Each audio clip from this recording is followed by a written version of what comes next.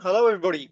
I'm Professor Jeremy Pritchard, and I'm chairing this Plant Health Summer Conference. It's a good day for it. As the cat in the hat once said, it was too hot to go out. It was too hot to play ball, so I stayed in the house and did nothing at all. In this case, we've got a whole program of the Plant Health Summer Conference to look forward to. This is in partnership with Defra. And the idea is to continue to develop a diverse community across the sector to build the UK plant health capability, capacity and resilience. And on a day like today, it's clear that that is more important than ever.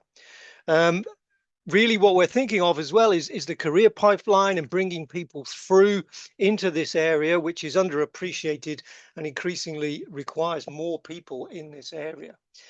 We'll be hearing from a couple of key speakers on the research and applications of that research to the area. We'll hear about the plant health activity updates, and then we'll hear about the Plant Health Undergraduate Studentships, which are a key part of developing the interest and research impact in this area. We'll also hear about the Botanical University Challenge. Part of this whole idea is, plant awareness is low, so bringing people through that by the Botanical University channels run by the Oxford Botanical Gardens. And then we'll have some more specific information on careers from people who've experienced this to advise those who are moving through the career pathway at an earlier stage. And then we'll finish with a keynote. So our first speaker, an opening keynote, is David Guillaume-Schoepfer, and he is the head of banana quality and productivity traits at the company Tropics. So he's leading the development of new traits in bananas, particularly looking at food security by addressing spoilage and decreasing waste across the sector.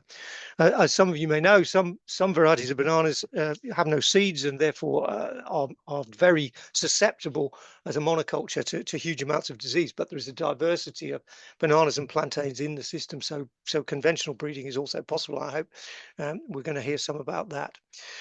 So we're going to hear about some of this work, and I won't take any more of David's time. And we're going to take a molecular and a practical approach, I believe. So without further ado, over to you, David. Look forward to your talk, as I do like a banana. Thank you very much, Jeremy. And thank you to the Royal Society of Biology for inviting me as a speaker today. A very good morning to everyone online. It's a pleasure to be here and a pleasure to tell you about the very exciting work that Tropic is doing to secure the future of bananas through precision breeding. So in my talk today, I'll introduce Tropic. I will tell you about the challenges faced by the banana industry. I'll tell you about some of the banana products that we've launched recently as a company, the genetic approaches that we're using to protect crops from diseases, and I'll focus on two key diseases that are impacting the banana industry, Panama disease and black sigatoka disease. So first, a little introduction to Tropic. Tropic is an agri-tech company that develops new high-performing varieties of tropical plants. And at the moment, we're focusing our attention on banana and rice. Tropic was founded in 2016 in Norwich. So funny enough, that makes Norfolk the largest grower of bananas in the UK. We're a team of over 300 business and technology professionals spread out across 6 countries. Over the last 10 years, we've developed key assets, technologies. We have more than 100 patent applications, and we're using these technologies for our product development, but also licensing out these assets to other companies. We've had several rounds of very successful funding over the last couple of years from major investors. You can see some of the big names on the bottom here, including Corteva Agriscience. And Tropic addresses one of the key discrepancies in global agriculture, which is that the tropics as a region account for more than 3/4 of global food demand, yet they receive less than 1% of global plant science R&D funds. And to address this discrepancy, Tropic's vision is to harness genetic innovation to address the needs of the farmers in these regions. So onto bananas. These are the world's most traded fruits. All the bananas you see in our UK supermarkets are from our one variety, the Cavendish dessert banana. They're the fourth most important crop commercially worldwide. They're the favorite fruit in the UK in our households. More than 100 billion of them are eaten each year. They support the livelihoods of 400 million people. And yet in this industry, there's a huge amount of waste and there are devastating diseases which are impacting banana production. So Tropic is working to develop new products with key traits in quality and productivity and disease resistance. So the two quality and productivity traits that we're working on currently are reduced browning and extended shelf life. As all consumers know, as soon as you buy a banana in the supermarket, you transport it home, you put it in your fruit bowl, it's already accumulated many bruises. And as soon as you slice the fruit, it will start oxidizing very fast. This is one of the reasons for the huge amount of waste in the industry due to the bruising of the peel. And with regard to extended shelf life, bananas have a short shelf life. There's a lot of waste due to premature ripening. So our aim here is to reduce waste in the banana industry, reduce that spoilage. And then there are, excuse me, are disease resistance traits. So working on developing plants that have resistance to black sigatoka disease, or BSD for short, or TR4 resistance. So resistance to Panama disease. And I'll talk more about these two key diseases very shortly. There are several challenges working with banana crops. Banana plants are sterile, they're propagated vegetatively. So as a result, they have very low genetic variability. So there's been no new variety in the banana industry for 70 years until now. And in contrast, crops that reproduce sexually have very high levels of genetic variability, so we can introduce new traits fairly easily through classical breeding. For banana crops, classical breeding is not a feasible option. It would require extremely long, extremely complex breeding programs. So the approach that Tropic uses is precision breeding, otherwise known as gene editing. And what this does, what this allows us to do is to introduce very specific, minimal and targeted edits that would otherwise happen naturally through directed evolution. So banana itself is a good example of directed evolution, natural selection of traits that are important for us. So wild-type bananas, as Jeremy said, have very large seeds, very thick peel, very little flesh. And what humans have done through thousands of years is select for the traits of interest. And today we have the Cavendish banana variety that has very thin peel, no seeds, and has a large proportion of flesh. So precision breeding in the same manner can allow us to make a tiny edit in the plant genome to bring about the traits of interest in a non-transgenic manner. It accelerates the development of novel varieties. So whereas classical breeding would typically take 20 years or more, we can achieve the same results using precision breeding in a matter of 5 to or less than 10 years. And precision breeding also allows us to stack traits of interest fairly efficiently. So looking at the 4 key traits for the banana industry on this slide, we're aiming to combine those into a super banana within a matter of years. So I'll now tell you about Tropic's first banana product. It's a new variety of bananas that was launched last year. And what this variety has in particular is reduced browning in the flesh. And you can see that very clearly in this image. These are 2 bananas that were prepared at exactly the same time and left out for 12 hours on a kitchen surface. On the left, we have the standard Cavendish, which has very high levels of oxidation, as you can see. And on the right here, we have Tropic's reduced browning Cavendish variety, which, as you can see, looks very fresh even after 12 hours of slicing. This was voted one of the best inventions of 2025 by the Time magazine. And we've tested this variety under different applications. So for example, fruit salads with a mix of different fruit, some more dry mixes, some more juicy mixes, some more acidic. And the reduced browning trait of this variety holds up in all of these scenarios. We've also tested this variety in smoothie format. So you can see on the left here, we have the standard Cavendish. On the right, our reduced browning variety. And this is a time-lapse video. So if I just play that, you can see that they start off a very similar color, but within 3 hours, only the reduced browning Cavendish retains that very light, creamy color we expect from a banana smoothie. So this new variety of banana has opened a new opportunity in the banana market, an opportunity that didn't exist previously. So we don't typically see bananas in our cut fruit sector, in the fruit salads, the parfaits that we buy in supermarkets. And the reason for that is because of the high level of oxidation that you see in standard Cavendish bananas. So for the first time with this new variety, we will start seeing bananas in those products that we love. So that's really exciting.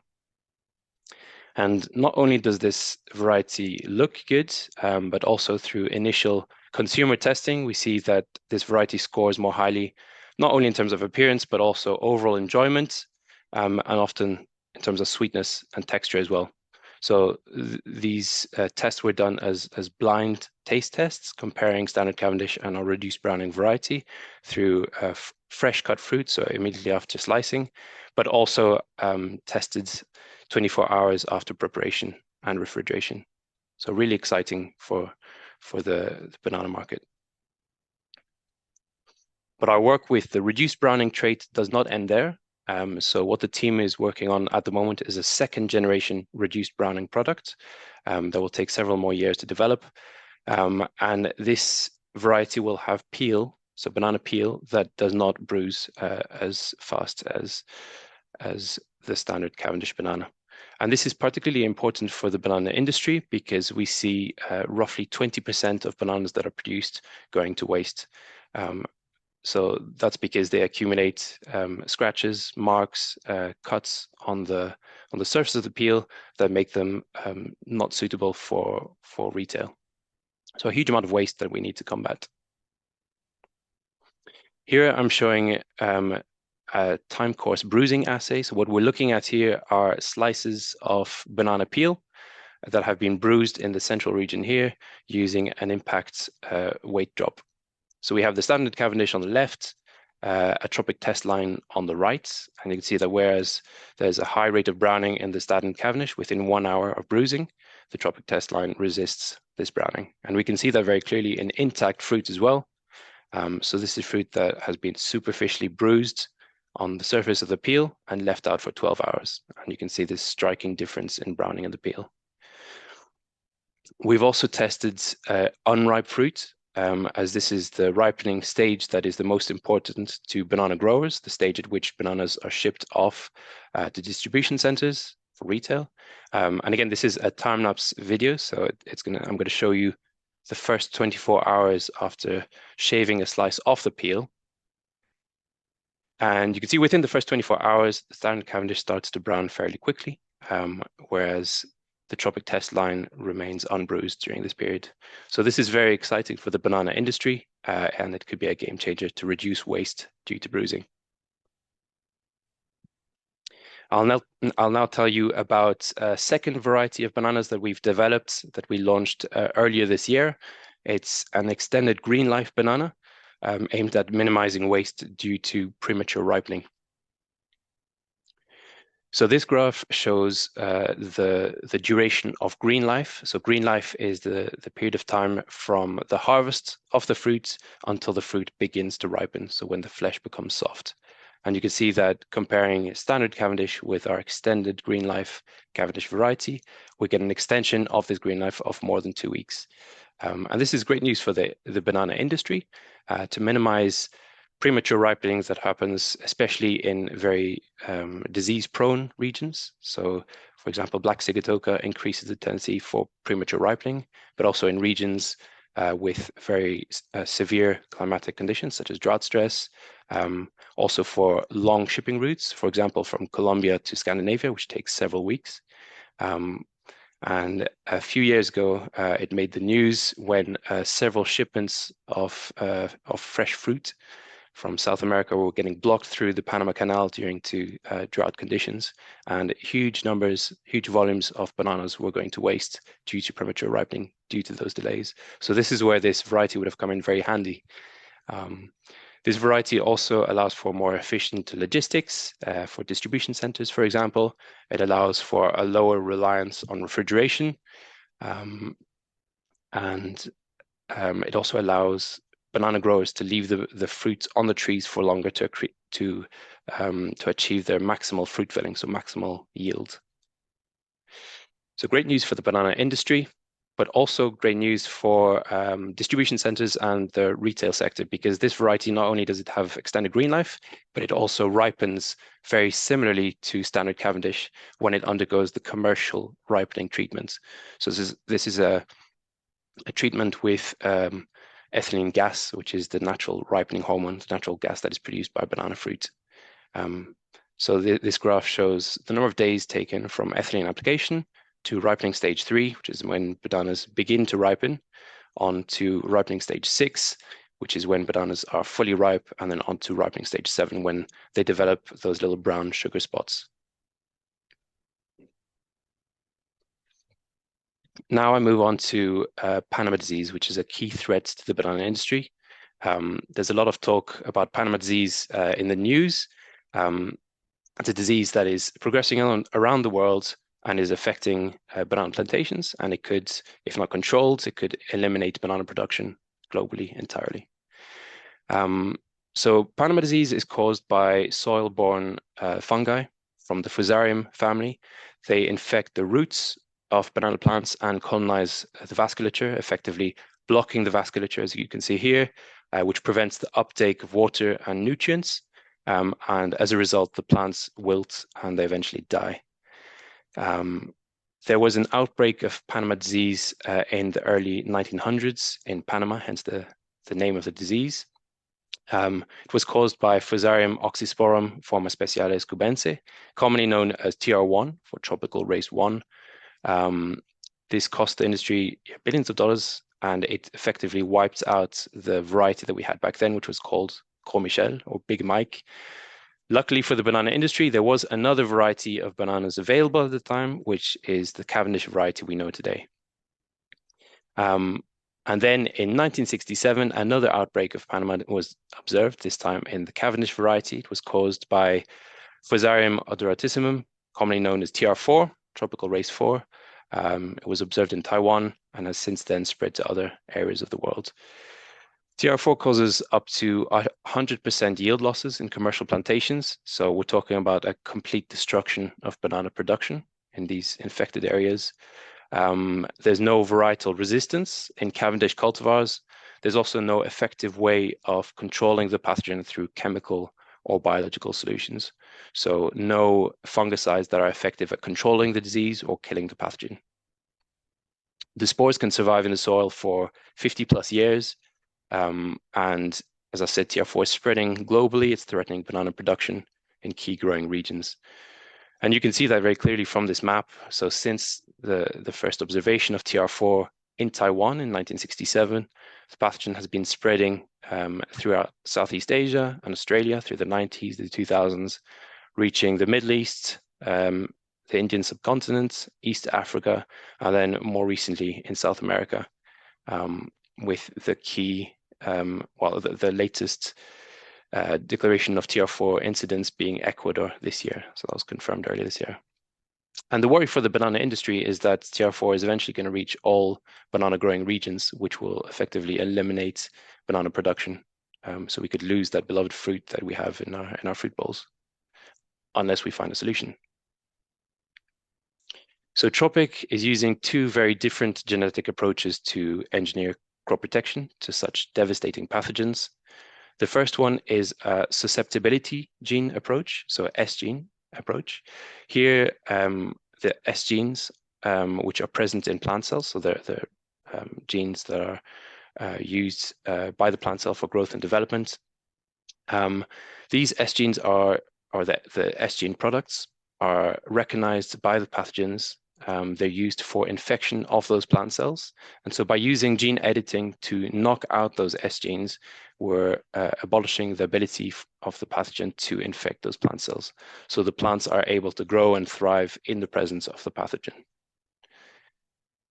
We then have our JIGS approach. So this JIG stands for gene editing induced gene silencing. It's a proprietary technology developed at Tropic.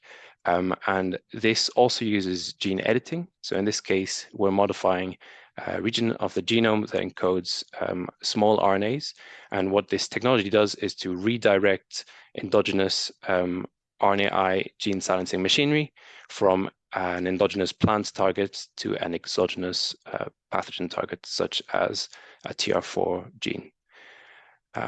And whereas we may see the S gene approach as an off switch, so knocking out the expression of a plant gene, the JIGS approach can be compared to a dimmer switch where we're reducing the expression of genes, for example, a pathogen gene. So these are two very powerful approaches that we're using for engineering resistance to the TR4 pathogen. So it takes a few years to develop the plants, the banana gene-edited non-transgenic plants, and we then test those for resistance to the TR4 pathogen. So we do these in our greenhouses, in our V-farms, our controlled environment rooms. We grow the plants in soil, and we inoculate with the TR4 pathogen.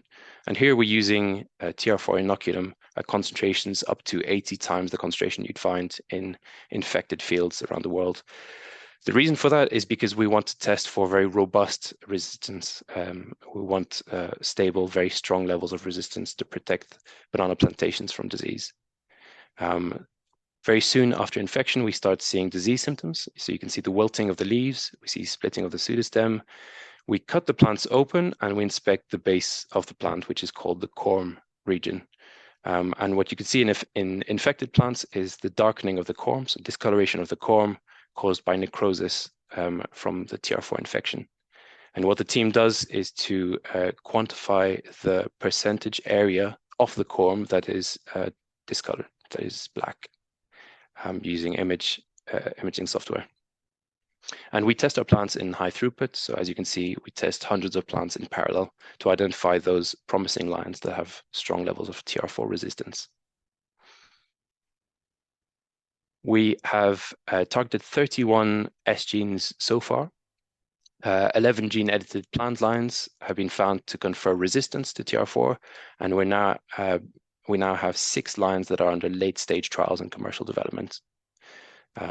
And this graph on the bottom here shows the percentage corm discoloration from 0 to 100. So plants such as standard Cavendish, which are susceptible to the disease, have very high levels of corm discoloration. And you can see that clearly here. So these plants are dead. There's very high levels of necrosis in the corm. In contrast, we have our commercial non-commercial resistant controls and our Tropic candidate lines, which look very healthy in the presence of the pathogen, and they have very low levels of corm discoloration. So this is very exciting results so far. And from our bioassays, we're now taking these plants to the field. So we have 9 TR4 trials in 4 geographical locations. In addition to the bioassays that I've talked about, we have disease trials in Southeast Asia and South America. So in naturally infected plots of land that are on top of that also inoculated with additional inoculum of TR4. And we also have agronomic trials in non-infected areas. And that's to check that the varieties that we're developing that have TR4 resistance also perform similarly to standard Cavendish in the absence of the pathogen. So that was the progress we made with the S gene approach, and in parallel, we're also pursuing the JIGS approach for TR4 resistance. So again, this graph shows percentage corm discoloration from 0 to 100. Here we have 4 negative controls with high levels of corm discoloration. And on the bottom here, we have different plant lines expressing small RNA molecules targeting different pathogen genes, so different TR4 genes. And you can see that many of these plant lines have very low levels of corm discoloration and are growing well even in the presence of the pathogen. So this is very exciting. and it's being followed very closely by the banana industry. Now I want to talk about black sigatoka disease, or BSD for short, which is a very different problem to TR4, a very costly problem for the banana industry. So BSD is caused by a spore-borne fungus called Pseudocercospora fijensis. It was first identified in Fiji in the Sigatoka Valley, hence the name, and it's spread by wind and rain splash. It infects the leaves of banana plants and it reduces photosynthetic capacity, so it causes these necrotic lesions, effectively reducing the area where photosynthesis can take place. And the result of this is that the banana plants can't produce enough energy, enough food to produce a very big bunch of banana fruits. So there are up to 50% yield losses. As you can see from this map on the bottom, it's already spread out throughout the world. It affects 93% of Cavendish export production. And similarly to TR4, there's no varietal resistance in Cavendish cultivars to BSD. In contrast to TR4, though, there are ways of controlling the pathogen. And this is by applying fungicides across very large areas of banana plantations using airplanes or drones. And many regions require up to 50 fungicide applications per year, so very frequent spraying with fungicides. In some very disease-prone areas of Costa Rica, we can go up to 70 applications per year, so more than one spray per week. And there's a huge cost to the industry from all these fungicide applications. So here we're talking about an annual expenditure of $1.6 billion. And to put that into perspective, the cost of when you buy a banana in the supermarket, the cost of the banana, 30% of that goes exclusively to fungicides to control BSD. So a huge cost burden to the banana industry. And there is an additional problem, which is that there's been reports of increasing resistance to fungicides. So the pathogen is developing resistance to the chemicals that we're using to control the disease. So similarly to TR4, we're using an S-gene approach to begin with. Once we've developed our gene-edited non-transgenic BSD candidate resistant lines, we test them in the field or in bioassays. And the way we score for BSD in the field is looking for the oldest leaf clear of disease symptoms. And we look for two disease symptoms. So firstly, streaks. So these are the very early stages of infection. You can see from these little black marks. The streaks develop into burns as the disease progresses. So these are necrotic lesions. And we also score for different percentages of disease symptoms present on the leaves, so less than 5% or more than 5%.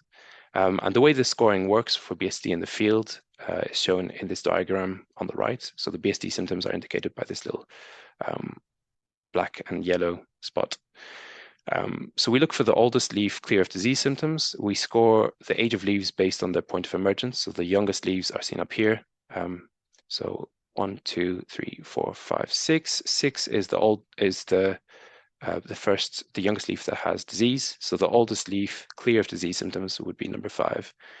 And we repeat this kind of analysis every week for many weeks. So if we fast forward 3 weeks, for example, in this diagram here, we can see that in susceptible lines, there are far higher numbers of leaves than in resistant lines. So in this case here, we have 1, 2, 3. 3 is the oldest leaf clear of disease.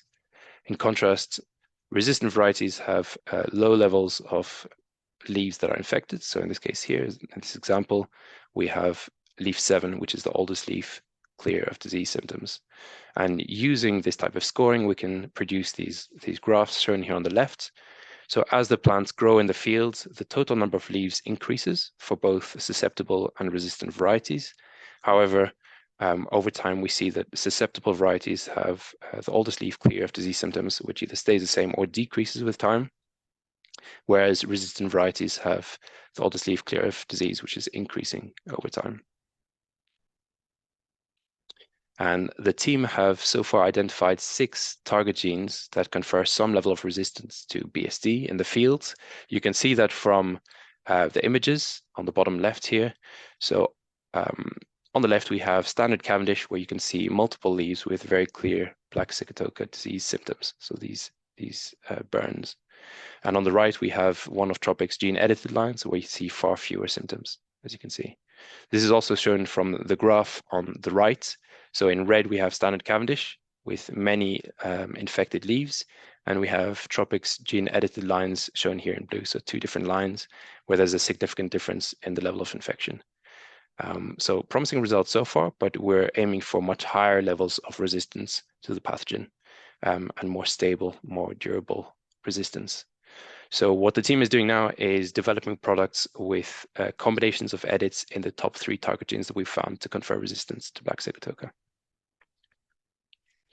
And again, this is being followed very closely by the banana industry, and it's generating a lot of excitement. So as we develop novel banana varieties using gene editing at Tropic, we undergo a regulatory exemption process. So we generate a lot of data to demonstrate that the varieties we're producing are non-transgenic, so there's no foreign DNA in our banana varieties, and that they're edited in the intended targets. And what this process essentially does is it demonstrates that these varieties are exempt from GMO regulations and equivalent to conventional Cavendish bananas.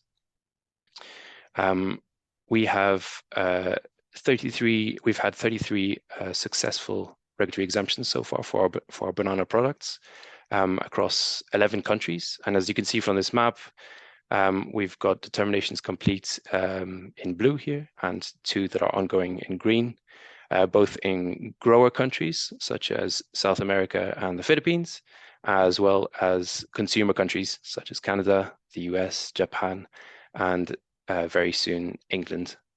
And this is very exciting. It means that in these regions, we'll see our banana products coming to market. So look out for our Tropic varieties coming to supermarket shelves in the coming years.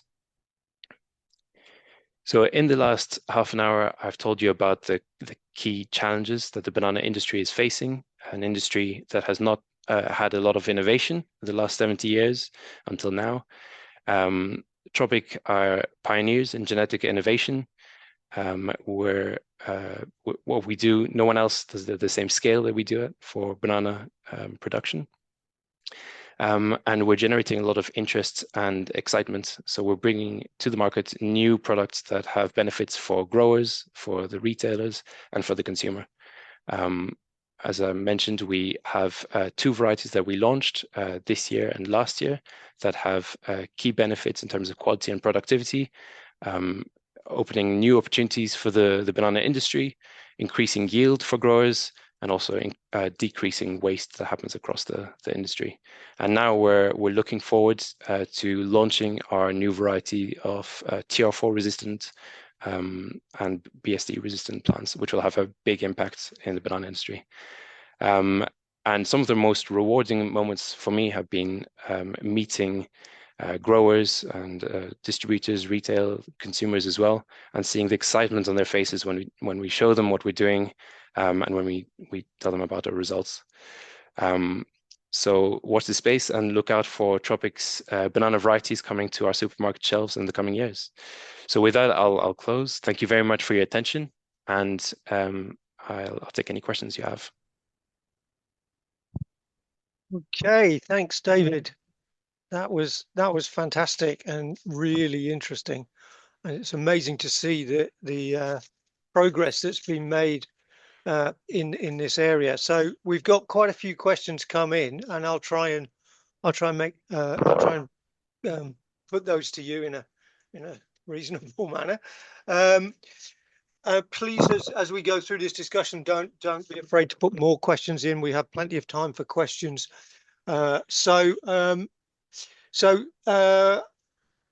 First question on the list, and might as well start with that one.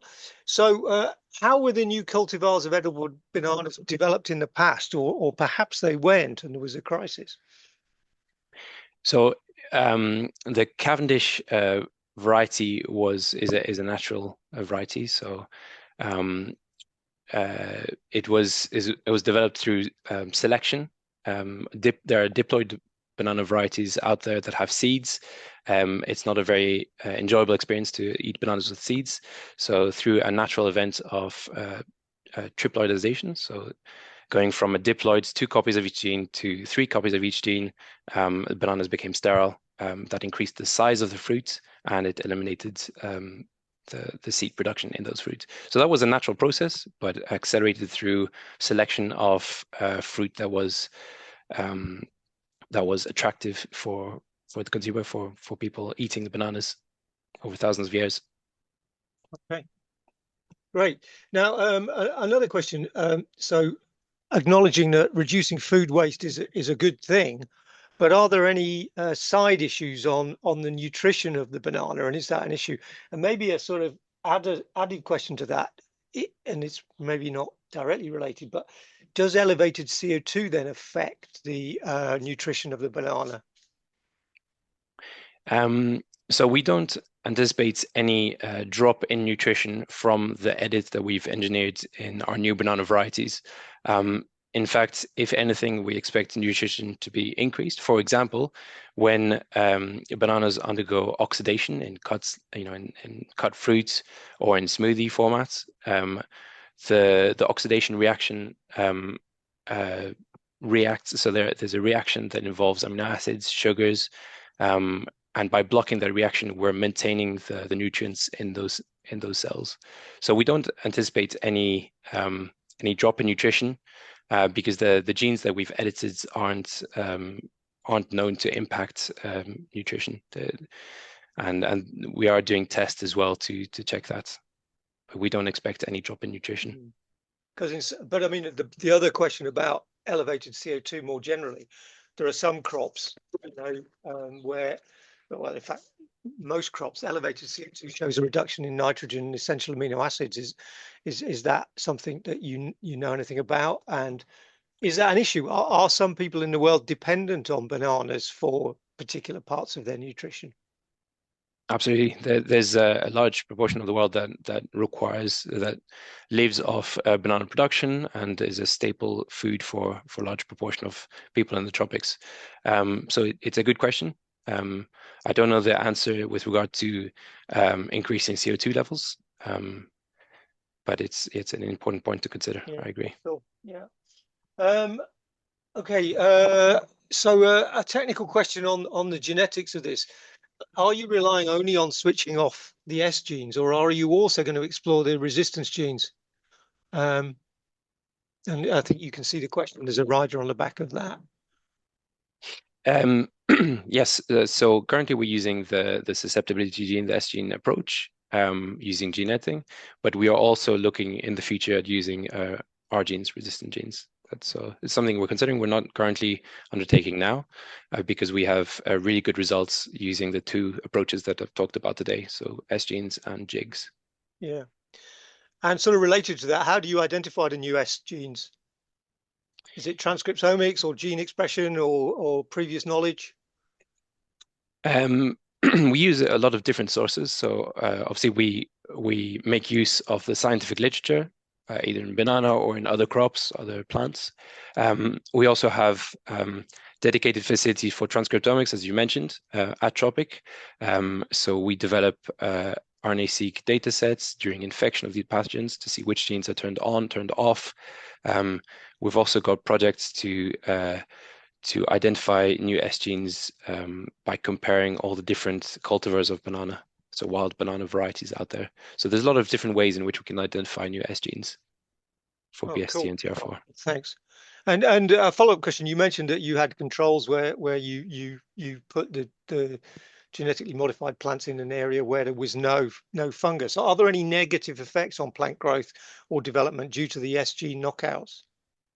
So it's something that we're monitoring. It's very early days, but we aim to reduce. So since we've got a large number of candidate lines in validation, we screen for agricultural performance, economic performance, to remove plants that have pleiotropic effects. So our intention is we'll have resistant lines, so lines with very strong resistance to the pathogens, but are performing as conventional standard Cavendish. Yeah.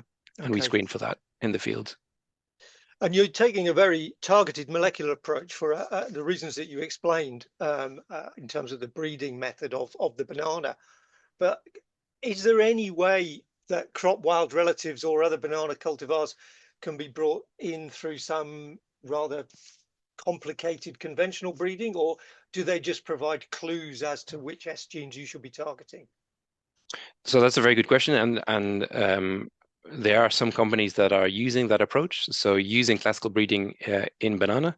So the way they do that is starting with non-commercial bananas. So, for example, diploid bananas that have seeds that can be commercialized, that don't have the same taste profile, don't have the same texture, don't have the same shelf life, and by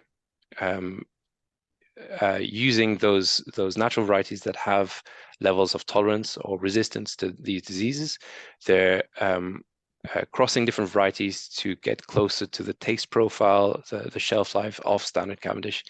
It's certainly one approach. It's going to take a long time to do that because of all the breeding process. It's also incredibly complex to recreate the flavor profile of a Cavendish banana to achieve those levels of sweetness, and to incorporate into the supply chain a banana that has different size, different shape. So our preferred approach is to start with the Cavendish banana that everyone loves and simply to make small modifications to target pathogen resistance, rather than doing the other way around, which will take longer and which is incredibly complex. Yeah. Earlier, I said genetic modification, but of course the gene editing is not necessarily considered legally to be genetic modification in the conventional sense, and there's no alien DNA. And of course, in this country now, it's allowed. And you mentioned briefly in one of your slides, the regulatory environment. Is there anything you can say about how easy that's been at the political level to get through to people, but also, how do individuals feel about eating what they might perceive as a Frankenstein food banana? I'm using the rhetoric of 30 or 40 years ago. But... Yeah, so you've hit on a very important note, which is public perception, and teaching the public the difference between GMOs and gene-edited non-transgenic products. And we have done some preliminary market research that shows that consumers are ready, at least in the UK, to accept these fruits using gene editing, because they realize that this fruit could have been, or these varieties could have been developed using conventional methods of breeding. So they could have happened a tiny modification of the genome that could have happened through directed evolution, so without any genetic tools, through selection process over hundreds of years or thousands of years. And are you looking to use this science in other fruits at all, or are you going to expand, or are you simply focusing on bananas at the moment? So we're a company that is 10 years old. We focused our attention on 2 crops to begin with. The aim is to get those products to market before diluting out our resource on multiple different crops. But of course, in the future, with the success of our first banana and rice products, we will expand to additional crops, so other tropical plants.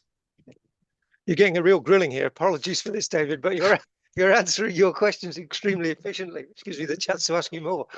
No problem at all. You should waffle more. Are there any questions coming from Lucy? Are there any known fungal partners that are damaged by the use of fungicides but protected by your approach? Sorry, could you repeat that? Lucy says, are there any known fungal partners that are damaged by the use of fungicides but protected from the CEIGS approach? I don't know if Lucy wants to put a little bit more detail on that for us. But while Lucy reframes the question, so we can answer it appropriately. Do you want to say a little bit? I mean, you said about the importance of this work, obviously socioeconomically in the countries where this is happening. How does your company work as a commercial company in what is sort of public sector? Are the tensions there in terms of, I mean, charging for things, making money, or where the funding comes from, and local governments and so on? So our commercial development, our commercial department works closely with different partners, and we build our business model based on selling our plant products to banana growers, but also through royalties when the fruit from our new varieties are sold in different markets. So that's the way we've built our business model. So far we've had a lot of excitement. So a lot of key banana growers that are very keen to adopt these new varieties because they appreciate that it's a game changer for the industry. Of course, the industry hasn't received a lot of innovation in the last 70 years. So there's also the need to demonstrate the data. So several years of field trial data to show that our varieties are different, that they're high performing, that they have strong and durable resistance. And that's something we're working towards. So it's key to produce a lot of high quality data to show to our customers. Yeah. And our So partners. how does it work commercially? I mean, obviously there's no seeds. What does the farmer buy? And if they can reproduce asexually with suckers or whatever, does that mean you can only sell it once, or is there a further development? So there's no seeds in our banana varieties. So the way we propagate banana plants is in tissue culture. So starting with one plant, we slice the plant in sections and expose it to different hormones so that it can propagate up to, within 6 months, we can produce thousands of genetically identical clones. Banana plants propagate themselves naturally in the field, so we're just making use of that process. And what we sell is the plant stage. So we produce thousands, millions of these plants from one genetic variety, and we sell those to growers. They plant them in the fields, and subsequent generations of plants will be produced in the fields naturally as standard bananas. So a farmer, I mean, I believe that the banana is the biggest herbaceous plant. So, I mean, what's the cycle for a farmer? Do they stand for 10 years or 5 years? What's the life cycle of a plantation? So it's very dependent on the regions. Some regions have plantations that last 10 years. When they see that productivity, so yield starts to drop, they have methods such as fertilization throughout each cycle, each growth cycle, also turning up the land to increase productivity. But when they find that using these approaches, productivity really starts to drop, that's when they would change and replant. But it takes time to reestablish banana plantations. So in the first generation, typically the fruit is too small to commercialize. So it's a process that takes many years. So plantations shouldn't be turned over too quickly. And in some regions of the world, plantations last far longer. So we're talking about several decades. Yeah, and on that, I mean, it occurred to me when you were talking that you talked about the persistence of the fungal spores in the soil. Is there any sort of farming practice of, say, crop rotation to try and mitigate against that, or is the commercial expediency just to grow bananas every year? Yeah, so there's no crop rotations in banana plantations because once the plants are in the soil, the suckers will emerge from those plants, from the base of those plants. The method currently used for controlling the spread of TR4 is by having very strict quarantine procedures for incoming material and by limiting access to infected sites. So there, in our field trial sites for TR4, there are security cameras. There's security access control, and any of these plantations, the commercial plantations that identify plants that are infected by TR4, the process is to uproot that plant, to destroy the material, and to quarantine that area. So there's a diameter, a perimeter around that infected plant, which will be off limits. It's usually covered with a tarpaulin. There are attempts to treat the soil to destroy the pathogen, but those are not very effective, such as, for example, chemical treatments or heat treatments, but they're not very effective so far in the industry. Yeah. Oh, that's really interesting. I'm sure that this audience, many of this audience, or not all of them, extremely interested in those stringent biosecurity protocols, which they're probably familiar with in their own areas. Lucy's come back with a question. So are the fungi in the soil important for banana growth? And maybe we're thinking about mycorrhizal here. And if so, is the approach significantly specific to the target fungus that only silences the pathogen and not potentially beneficial fungi? Thank you very much, Lucy. So the approaches we use are very specific. So for example, the jigs approach is sequence specific to a gene in the target pathogen. So it's extremely specific to TR4, for example. So there are no concerns about impacting the growth of beneficial microorganisms. And using the S gene approach, it's knocking out an endogenous gene. And so far, from our tests in field trials, we see that these plants grow very healthily in the field. So there's no indication so far that there's any effect on any other components of the environment. And are you seeing, is any resistance emerging yet? Is it a Red Queen situation, or are you confident it's a persistent resistance? So far from our TR4 results, it seems to be very stable resistance or tolerance to the disease, but we expect there to be resistance developing in many cycles. Yeah. So many years down the line, and for that very reason, Tropic is using these two approaches, S genes and jigs. And we're constantly looking to stack additional S genes on top of the ones we've currently found to mitigate for that risk and to create very durable, very strong resistance. And Anya has come up with a question, which I think might be related. Could integrating the S gene knockouts with beneficial microbiome engineering provide a more sustainable broad spectrum disease management strategy? Which I suppose means you've got to know enough about the beneficial microbiome landscape in order to be able to do that. It's not something we've considered. To my knowledge, bananas don't rely heavily on mycorrhizae, for example. So it's not something that we've considered. It's not something that I believe would have a major impact on banana production. It also would be potentially quite complicated compared to straightforward gene editing in a non-transgenic manner. Yeah, and there are all sorts of considerations of that about putting those out in the environment. In addition, okay, we've worked you really hard, David. So I'm going to finish a little bit early, but I'm going to finish with the one of the first questions that came in, and it's highly relevant because it flags up lots of the discussion it's going to have later.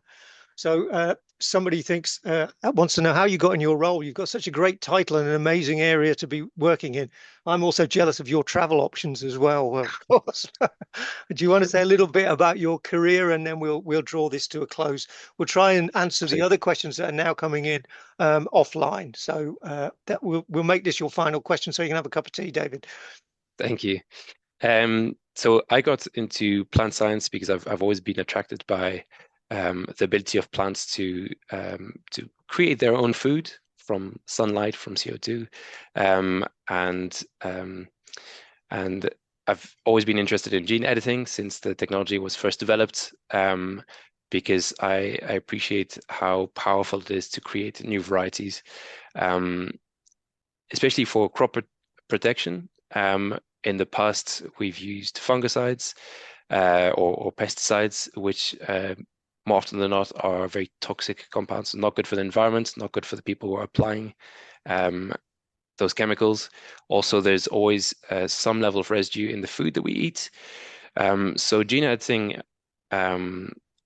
addresses some of those issues. So for example, for black sigatoka disease or bananas with, less post-harvest disease, there will be less residue of pesticides, so it's technically a healthier fruit. But it's also the main, the power that I see with this technology is the speed and versatility of the tool to create new varieties to address the key issues in feeding the world's population. So that was the main driver for me to join Tropic.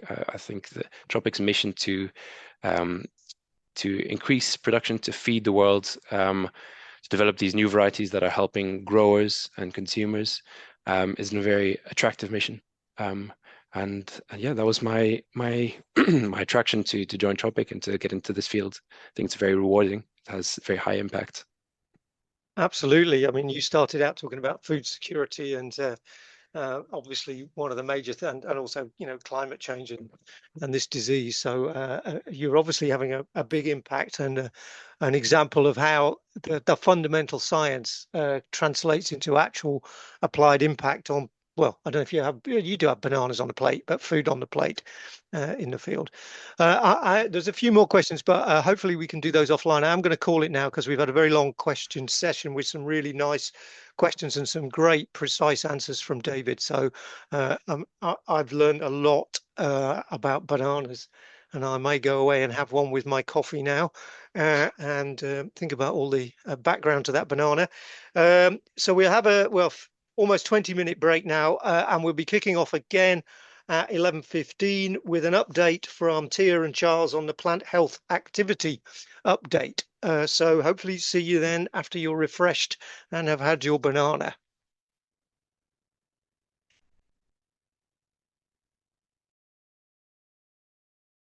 So thanks everyone for joining us today, and thanks to Jerry and David for an excellent opening session there. I'm just going to share my slides. It might be a little bit of a lag from Zoom. So Charles, give me a shout when you can see them. There we go. Perfect. Perfect. So I'm Tia. I work at the RSB as Senior Professional Development Officer, and I've brought along Charles, who's essentially been pioneering this plant health activity with the RSB. So yeah, we're just going to give you an update on what we've been up to over the past year. So yeah, over to you, Charles. Yeah, thanks very much, Tia. So I'm Charles Lane. I'm a plant health and biosecurity consultant at Fera, and just really wanted to set the scene. So there's three elements to the work that we're doing. Oh, we need to go back up. Where there's three elements. There's the Plant Health Professional Register, there's the studentships, and then there's the network events. And we're very lucky and very grateful that Defra have funded this work, and it underpins the work they're doing under the Plant Biosecurity Strategy for Great Britain, and that runs from 23 to 28, and it comes under outcome 2, which is a society that values plants. And this is all about raising awareness, engaging with more people, and more education. So as the project manager, I have the great privilege and joy of working with Tia and Raksha and colleagues, and they are far more able and eloquent to talk about the project. So I'll hand back to Tia. Thank you, Charles. So yes, I will take you through the scheme. So the plant health activity has three streams. The first that I'm going to talk about is the Plant Health Professional Register. So for those of you who aren't familiar with professional registration, a professional register is a public list of individuals who have demonstrated and continue to demonstrate experience, qualifications, and a commitment to a particular area of work. So there are many professional registers out there for various different vocations, but this is the Plant Health Professional Register. So as Charles mentioned, this was mapped against the Plant Biosecurity Strategy for Great Britain, and the ultimate aim of the register is to build capacity in plant health and provide recognition for those who work in plant health. So who can join is anyone working in any kind of industry whose work relates to plant health. And there's a non-exhaustive list there, including government, horticulture, crop science, forestry, land management, and research. So there's also 3 levels to the register, which helps map your career development, starting at early career associate level, working your way through registered, and ultimately to senior plant health professional. So in terms of the benefits of registration, I feel like our registrants themselves can say it a lot better than I can, but the benefits start as soon as you start putting together an application. So it helps you learn, address potential skills gaps, develop professionally, and understand how your experience and work sort of fits within the greater sphere of plant health. And then once registered, it helps build credibility through official recognition, including some snazzy post-nominal letters to add after your name. and then also development opportunities, as I mentioned, this career development through the grades of the register. So the main update for the register over the past year is that we've been working to build support for people looking to get registered. And there's two main sort of strands of this. The first is in-house mentoring schemes, again piloted by Charles at Fera, but also is now working in APHA. So the idea of having in-house mentoring schemes is that people have sort of ring-fence time through their employer and also someone who understands the work they do within their employer, helping support them through the application process. So obviously we're super keen to support anyone or any employer who's interested in in-house mentoring schemes. So please do get in touch if this is something that could be interesting to you. We're always looking to expand our pool of employers. The other strand is subsidised membership and registration. So through our Defra funding, we will help support people through the application fee. And this is through the Plant Health Professional Development Award. So this was launched last year, and we've got our first cohort of awardees coming through this year. And you'll hear from Vongai and others during our career panel session later today. So, you know, if you're interested in the Plant Health Professional Development Award, that opens towards the end of the calendar year, and you'll see the broad representation of different career paths and industries that are eligible for the award.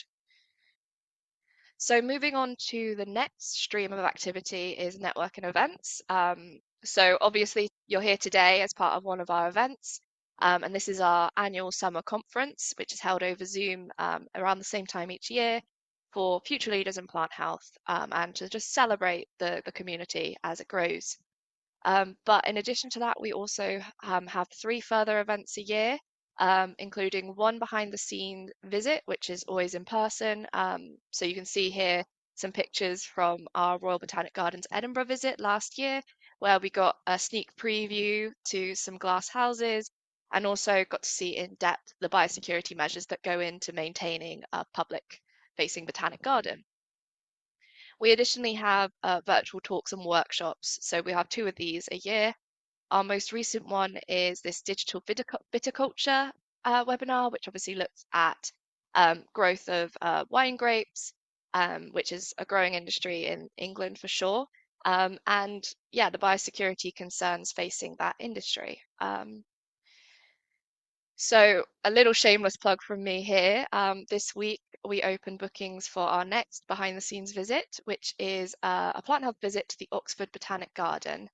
So if you're interested, there's a QR code there that you can scan and you can be among the first to book onto this event. So finally, spoiler alert for Raksha's section, sorry Raksha, but we also run Plant Health Undergraduate Studentships each year. So these are paid summer research projects for undergraduate students. These are aligned with priorities in plant health research and development, and students will also gain experience in presenting their research. So that includes an online mini symposium where they get to do little flash talks about their placement, and they also submit a poster, a research poster. And again, you'll hear from some of our students from the last year shortly. We're currently on round 9 of the scheme. So the summer studentships are just starting up for this year. And this year actually takes us to over 100 projects, which is a huge milestone. So thank you for being here with us to celebrate that. And I also want to thank not only Defra, who fund the studentships, but Association of Applied Biologists, STI Horticulture, and the Colgrave Seabrook Foundation, who also sponsor summer research projects, enabling us to expand our reach and support further students in getting research experience. So I'm just going to close my session here with a little call to action on how you could get involved. Obviously you're here today, so you're already involved, and you know I probably see some familiar names and faces in the crowd, but if this is your first event, welcome. I hope you stick around for some further events. So all of our events are free to attend. Additionally, we're always keen to hear from the community what they want to hear about. So if you would like to give a talk, or if you have any workshop ideas, then please get in touch with us either on the register's email or the events email. And also, as a sort of light touch thing, you're welcome to join the LinkedIn network, where we will post about any exciting new activities, but people are also welcome to post about any events, opportunities, or vacancies that they would like to promote. Additionally, if you are interested in professional registration, then that's great.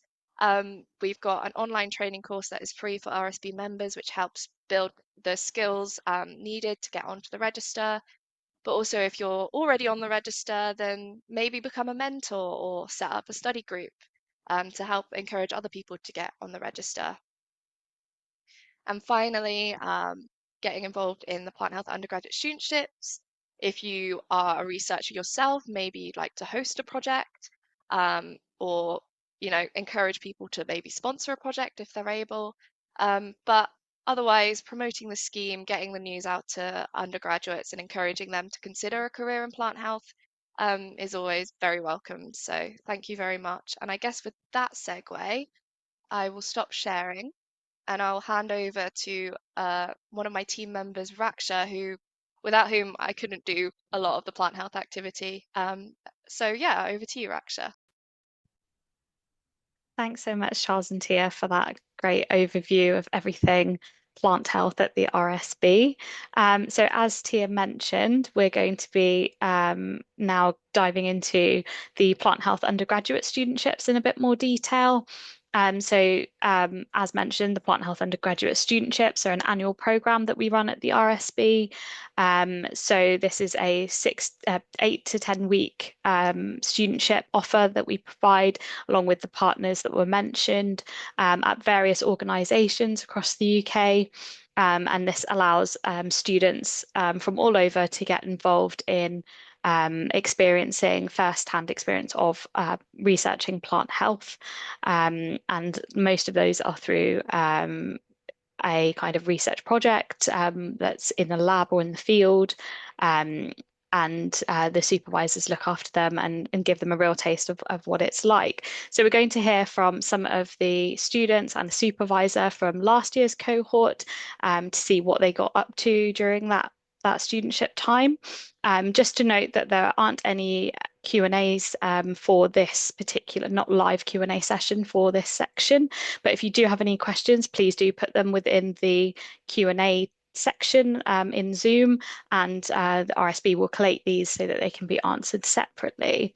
So our first speaker is Amelie Main, who unfortunately wasn't able to attend the session live today, but has kindly provided a pre-recorded talk, which we will now hopefully be able to share. So over to the recording. Hi everyone, I hope you're all enjoying the conference today. I'm really sorry I couldn't be there to join you in person, but here I am to present my project, which focused on investigating caribou beetle diversity and natural pest control. So first of all, I just wanted to give a bit of background information on caribou beetles. They're a really diverse family of ground-dwelling insects present in almost all terrestrial ecosystems. They're really valuable in agricultural systems as they predate on crop pests and weed seeds to act as natural biocontrol agents. The most abundant beetles I found during my project were the one at the top there, the strawberry seed beetle, which, as the name suggests, predates on weed seeds and has a preference for strawberries. The one at the bottom there, the common heart shield beetle, it predates on pest fly larvae. And these beetles, they need food resources the whole year round. So this is where your natural habitats on your farmland come into play. They provide this really stable supply of resources for caribou beetles, including places to rest and for overwintering. And that's essentially what I was investigating during my project. So to give a quick overview of my project, I was investigating the differences in caribou communities between 4 fields on this small-scale organic farm. And this organic farm had really high overall heterogeneity. And these 4 fields were just managed slightly differently. They had this variation in farming intensity and natural habitat availability.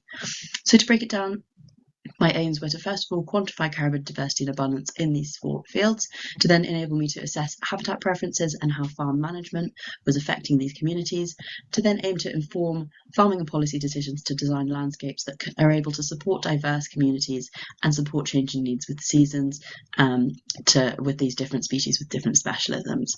And I hypothesised with this study that increased semi-natural habitat area and lower agricultural input would foster the most diverse caribid communities.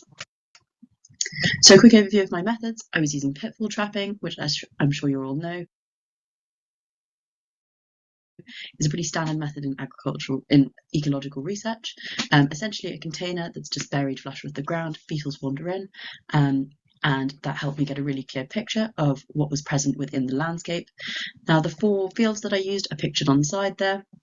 The countryside stewardship field, as I'm sure you're all aware, is implemented as part of the environmental land management scheme, and so there were no crops grown in this field, it was purely natural. And as I went down through those fields, it increased in farming intensity down to a really intensively managed polytunnel field with a really high crop turnover. So the first part of my results, first thing I looked at was abundance. So purely looking at just overall abundance of caribids, and looking at that graph there, each individual point was representing an individual trap. I had 10 traps per field, and the bar graph, the box plots there are representing the median values. And as you can see, there's this really clear separation between these more intensively managed systems with the lower natural habitat presence, between those and the countryside stewardship and agroforestry area, which had this greater availability of natural habitat, which then went on to support that hypothesis that I posed in the beginning.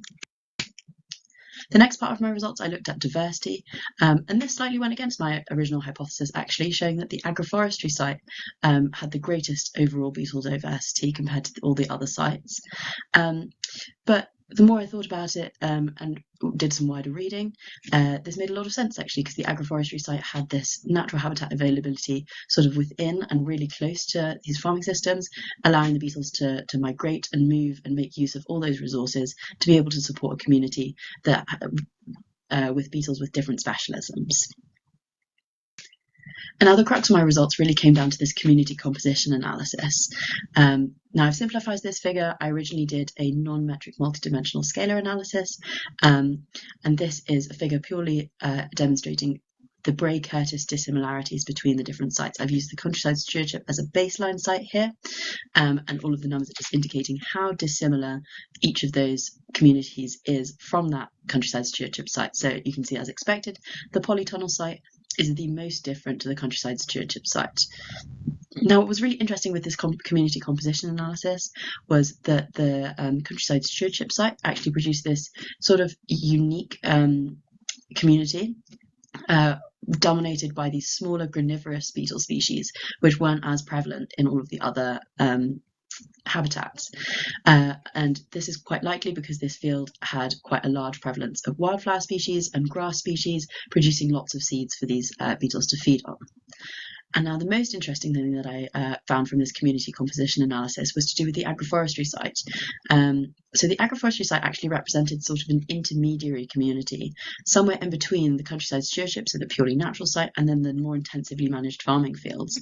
It was able to support beetles from both of those communities, and it didn't have its own distinct community of its own, shown from that result. So that was really interesting, that it was able to kind of support both of those beetles, and that has really important implications for pest management as well. So how can these findings inform your farm management decisions? So the most important thing that I want to emphasize from this study is that even if you've got overall landscape heterogeneity on your farm, that does not necessarily mean that you're getting abundant and diverse caribid communities throughout your farming area. Even though I was working on a small scale organic farm with loads of habitat heterogeneity overall, I was still seeing these field to field level differences in caribid communities. So that's why it's really important to manage farming systems on multiple spatial scales. Even looking at things like intercropping and integrating these natural habitats within farmland, within those cropping fields, such as like within the agroforestry site, really helped bolster and support those caribid communities. And I just wanted to quickly touch on how my results could potentially be looked at through a lens of conventional farming. So there are some papers out there, such as the one from Boynott down at the bottom there, that suggest that any sort of implementation of natural habitat or attempts at ecological intensification are kind of negated by any conventional farming mechanisms. But that next paper there from Pwek, it kind of gives a more sort of flexible view, which is one that I would tend to agree with, where they say that different management tactics can be managed in a way to support these communities without making a full transition into organic farming. For example, caribou beetles have been shown to be really sensitive to tillage, particularly as their larvae live in the soil layers, and so that constant turnover of soil really negatively impacts them. So even small changes like changing the timing of your tillage so that it doesn't affect the caribou beetle breeding season, things like that, along with that implementation of semi-natural habitats, is really important when you're looking at trying to bolster these communities. And now caribou beetles, their main function is obviously pest regulation. I didn't have the time within my project to investigate pest regulation particularly. I was working off the assumption that many other papers have worked off as well, that an increased abundance and diversity of these beetles would therefore translate into an increase in pest management. It has been shown out there that the potential does exist for caribous to be really valuable as pest control agents, but there's been really variable results. There's still quite a lot of uncertainty, and this is mainly just due to the complexity of farming systems and the ecology of the areas, that nobody's really managed to integrate all of these different factors into sort of one study to take into account all of the different factors. And so it's really important that future research focuses on proving measurable impacts such as pest reduction or reduced pesticide use, not only to be able to allow us to design effective policy that then gives us these measurable changes, but also to increase farmer receptiveness to making these sorts of changes. Farmers are also often really hesitant to make these sort of ecological intensification changes because it's seen as a hugely uncertain change. They don't know whether they're going to get results, and they don't know how much their cropping is going to change because of the changes that they're making. So making sure that we kind of define those changes in a way that farmers are able to kind of see and measure is really key going forwards. And that feeds really nicely into environmental policy. So obviously the current policy is through the environmental land management schemes. These are really valuable. They do support some things like intercropping and implementation of semi-natural habitats, which will definitely help these caribou communities, as I've shown throughout this study. But things like a more comprehensive farm-by-farm, like case-by-case basis on giving individualized advice to maximize, especially the configuration of natural habitats on your farm, would be really valuable to kind of advance these schemes so that we can have more specific implementation of natural habitats within a farm, in order to really support these caribou communities, again with the emphasis of these measurable impacts. So finally, I just want to end with some take-home messages. So as I said before, agroecological systems are really complex. There's so many interlinked factors that affect caribids. Natural habitats within cropping areas, like in the agroforestry site in my study, are really able to support these caribids within crops with their dispersal, if they've got all those resources available to them within this small area. And as I said, further research should definitely focus on investigating these measurable pest control impacts, not only for the design of effective policy, but also to improve this farmer receptiveness. Thank you so much. Any questions, please do pop me an email. My email was on the first slide of the presentation. Thanks for listening. There's my references as well if you're interested. Brilliant. So that was a really great example of one of the Plant Health Undergraduate Studentships that can be undertaken via the RSB, and really amazing to see the amount of work that can be generated in what is a relatively short amount of time. So the final speaker in this Plant Health Undergraduate Studentship section of today is going to be Marco Bonucci, as one of the supervisors of the studentships last year at Fera. So over to you, Marco. Hi, everyone. So I'm going to quickly present you the studentship that I had the pleasure to supervise last year. That it was basically based around the use of honeybees as natural samplers for environmental monitoring. The wider topic on the studentship was around surveillance, which is an essential process in early warning and monitoring landscape, across plant pests and plant pathogens, but also across other species and other topics. In this case, we're going to focus mostly on the plant pests and pathogens. The important element to highlight is that for actionable detections from surveillance does require direct funding of the target, so either the plant pest or the pathogens within the host. This means that there is a little bit of a challenge for using, for example, and mostly not a challenge in terms of large scale surveillance and large scale monitoring because of requiring a lot of boots on the ground and could be also quite time consuming. Environmental monitoring, on the other hand, is based around the detections of nucleic acids, DNA, or RNA out of the environment. So whether it could be water, air, or in the case of the project and the studentship, pollen. The idea of using environmental matrix to understand and direct a little bit surveillance is mostly because environmental matrices can be representative of a wider area and a wider landscape, and so could potentially support and tailor the surveillance on the ground. The disadvantage in using environmental monitoring is that we have a really high uncertainty around the source, and we don't have that direct evidence of the host and the pathogens together, which is a problem.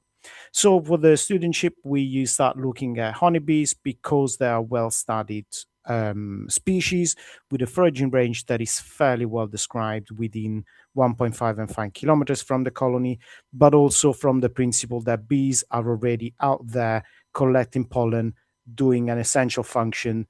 And so there is an option of actually allowing nature to collect samples on our behalf. The best way to apply this system and to kind of explore the applicability of these came actually out of a previous studentship, again funded by the Royal Society of Biology in July. That happened in 2023. I wasn't supervising that one, was supervised by the colleagues at Fera. And that basically highlighted and described the new Telian apovirus called TINV1 out of specifically 2 Telia trees in the Yorkshire Arboretum just outside of York. The interesting point with that detection is that the 2 trees, as you can see in the image, were practically one next to the other, but they were showing quite differences in the way they were looking.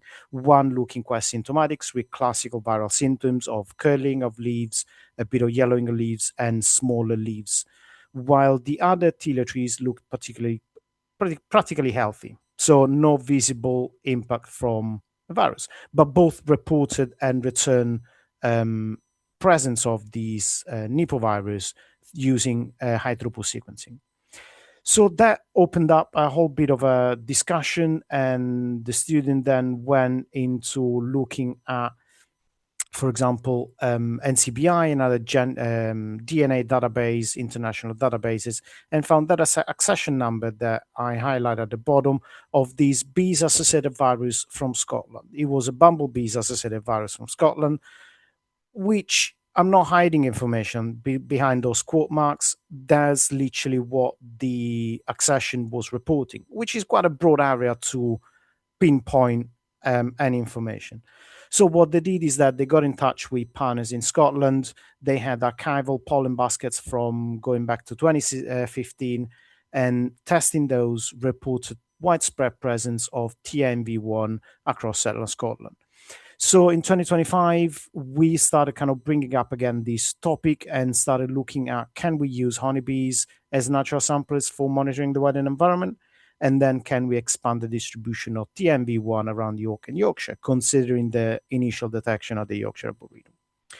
So what the student did last year was that she received pair samples of bee bread, which is the pollen in the hive cell, and hive debris out of 27 hives that were sent directly to us at Fera from beekeepers around Yorkshire and East Riding of Yorkshire. All the samples, she subsampled all the samples twice, and then each subsample got tested twice in duplicate. And additionally, we collected also leaves out of 33 trees from the area, both close to the hives and a little bit further away from the hives.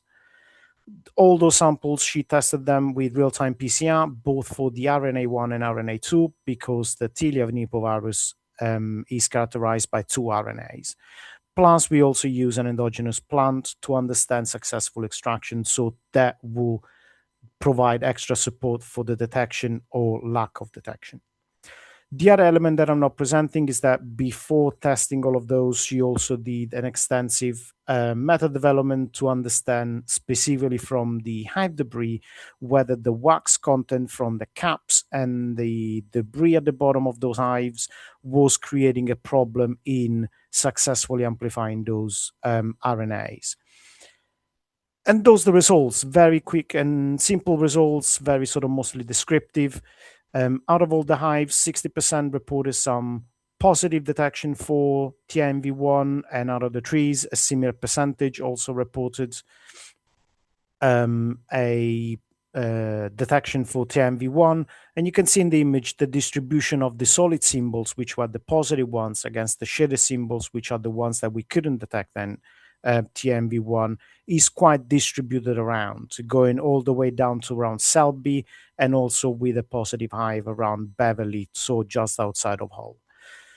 Of all the positive hives, 5 tested positive for both materials, so both the pollen and the hive debris, while 11 tested positive only for either the pollen, specifically 9, and 2 just for the hive debris.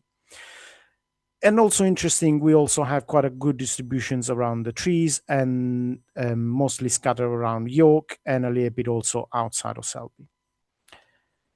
In terms of interpretation of those results, this is quite an interesting approach because the distance between the positive hives and the trees that we could pick up with this method seem to be longer or larger than the pharyngid distance of colonies, bee colonies, so pointing at confirming that wide distributions of TMV1, both in central Scotland but also in northern England. We suspect that that this virus could also be distributed further away, but at the moment we are still collecting further information and getting more points on the map. In terms of the pollen, it can be used to actually be collected directly from hives and as a bee bread, but also the hive debris can perform and can help in detecting and working for monitoring plant health questions and plant health concerns out of environment. The interesting element is that they do have slightly different temporal resolutions, because the pollen out of a bee cell could be a bit more recent detection of a more recent deposition from bees, while the debris could happen within about a week or 2 weeks, depending on how long the beekeepers leave and clean those trays. And additionally, they have debris already collected for bee health questions, because that's where beekeepers use to detect varroa mites. So there is also the additional benefit of using a sample that is already collected to do 2 type of testing, one to cover bee health, the other one to also understand plant health. So can honeybees be used as natural samplers? Yes, seems likely. Again, because you're using a proxy of an environmental matrix, so a proxy of a larger landscape, the source and pinpointing a direct location of a pathogens of concern is not going to be directly achievable. But it can provide and it can help surveillance by tailoring areas where resources could be deployed more effectively. And lastly, because this was very much of exploratory work, there is more work that is needed around the detection sensibilities of the method. So RNAs in low traces within the pollen, we are still not sure whether we miss some of those, or the detection, the negative samples that we got were real negatives. So after all, thank you very much for your attention. Most importantly, thanks to Jamie. She's the student who basically carried out all of the work that I just presented today, including also sending and preparing the kits to the beekeepers, and then analyzing the samples and generating some of those maps. Thanks to GapDC for some of the funding, Fera colleagues for supervising, and last but not least, thanks to the Yorkshire Arboretum and the 2 Beekeepers Association for their can help us support in actually sending those samples back, and giving us also all the information about locations. And thank you. Thanks very much, Marco, for another great talk, and really interesting and amazing to see how much the students can achieve in that time, and that the work built upon from a student in 2023 can also go towards another student's success and research as well. So just really shows the value of these students for not only the students but more widely in plant health research as well. So wonderful to see. So that concludes the Plant Health Undergraduate Studentship section of today's talks. Thank you to all of the speakers for giving us some more insight in what they had been up to. So just a reminder that any questions for people will be collated and answered separately, since we don't have time for a Q&A session at the moment.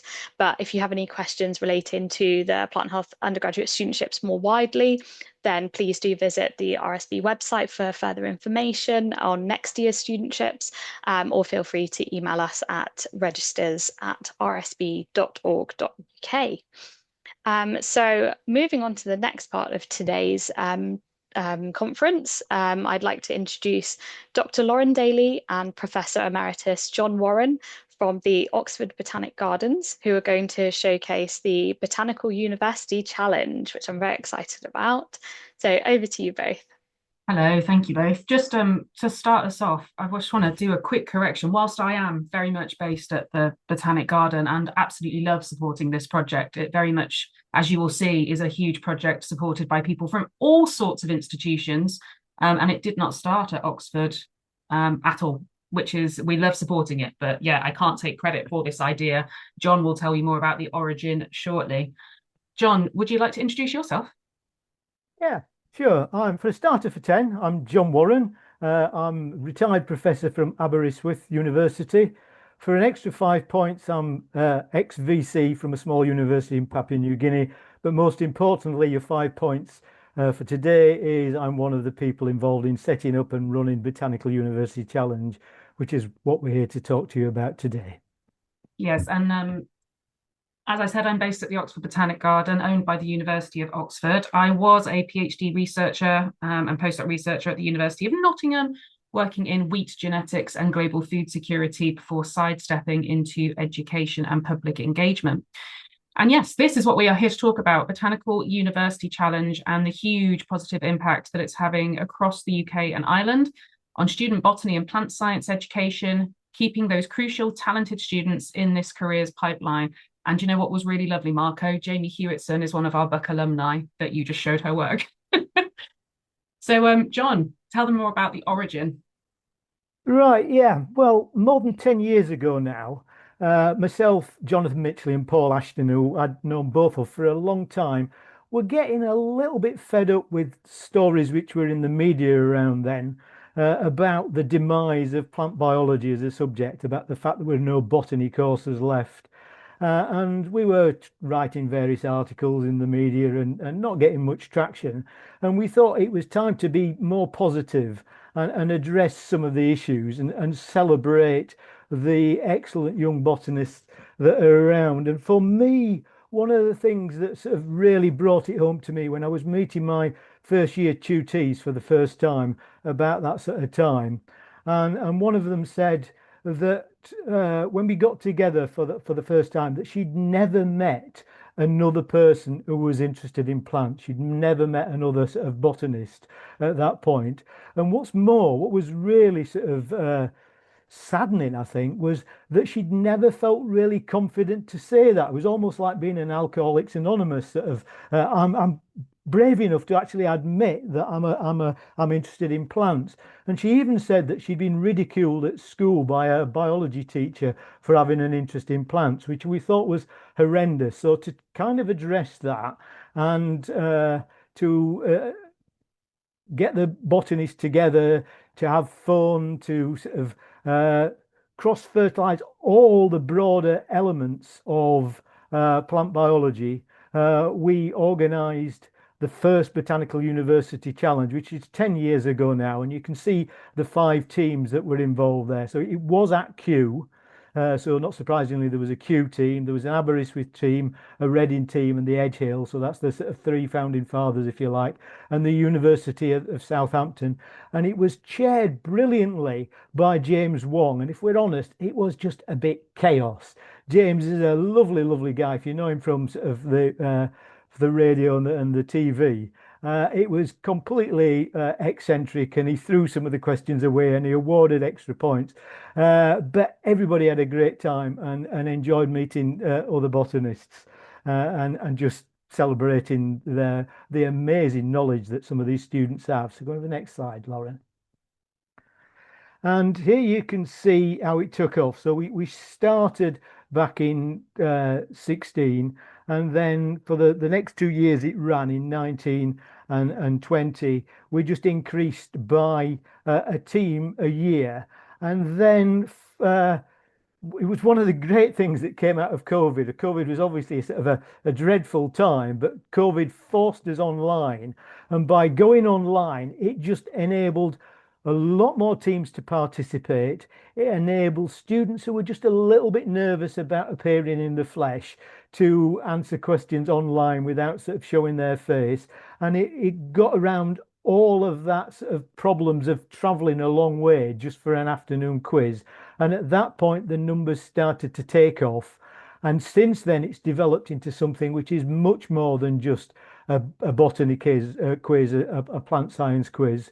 It's now an event that's spread over 3 days. So we've got a day of the quiz. We usually arrive around lunchtime and spend the afternoon having the semi-finals and the finals of the quiz, with the online rounds being multi-choice earlier on in the year in February, now spread over 3 days of online questions.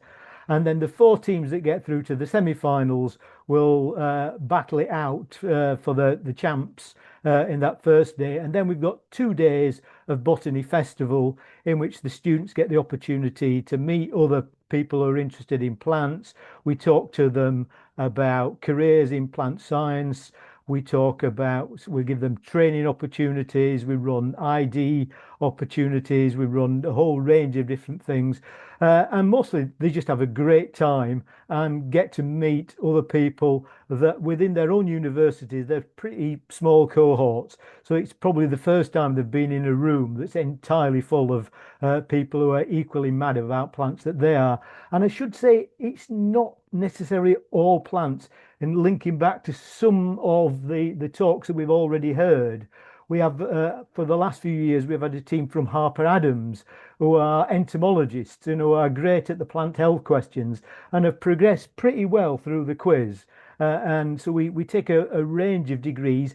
Plant biologists are probably in the minority these days, a range of interests of undergrads and postgrads. And with that, I'm going to hand you over to Lauren. Thank you so much, John. And yeah, to top it all off, thanks to a lot of fundraising efforts, it's all free for the students, which helps them all come from wherever they're traveling from. It does have real impact. So Buck is purposefully trying to promote diverse career pathways in those plant science sectors, and that's through speakers and workshops that cover all sorts of fields, from taxonomy and phylogenetics to plant health and crop improvement, policy, legislation, public engagement, plant-insect interactions, whatever we can think of, and whichever wonderful speakers based at the institutions we go around are willing to come and teach on or run a practical on. And we also aim to get speakers from diverse businesses, so not just the universities, but charities, private industry, NGOs, and self-employed individuals, so that students are getting exposure to very diverse career routes that they can take.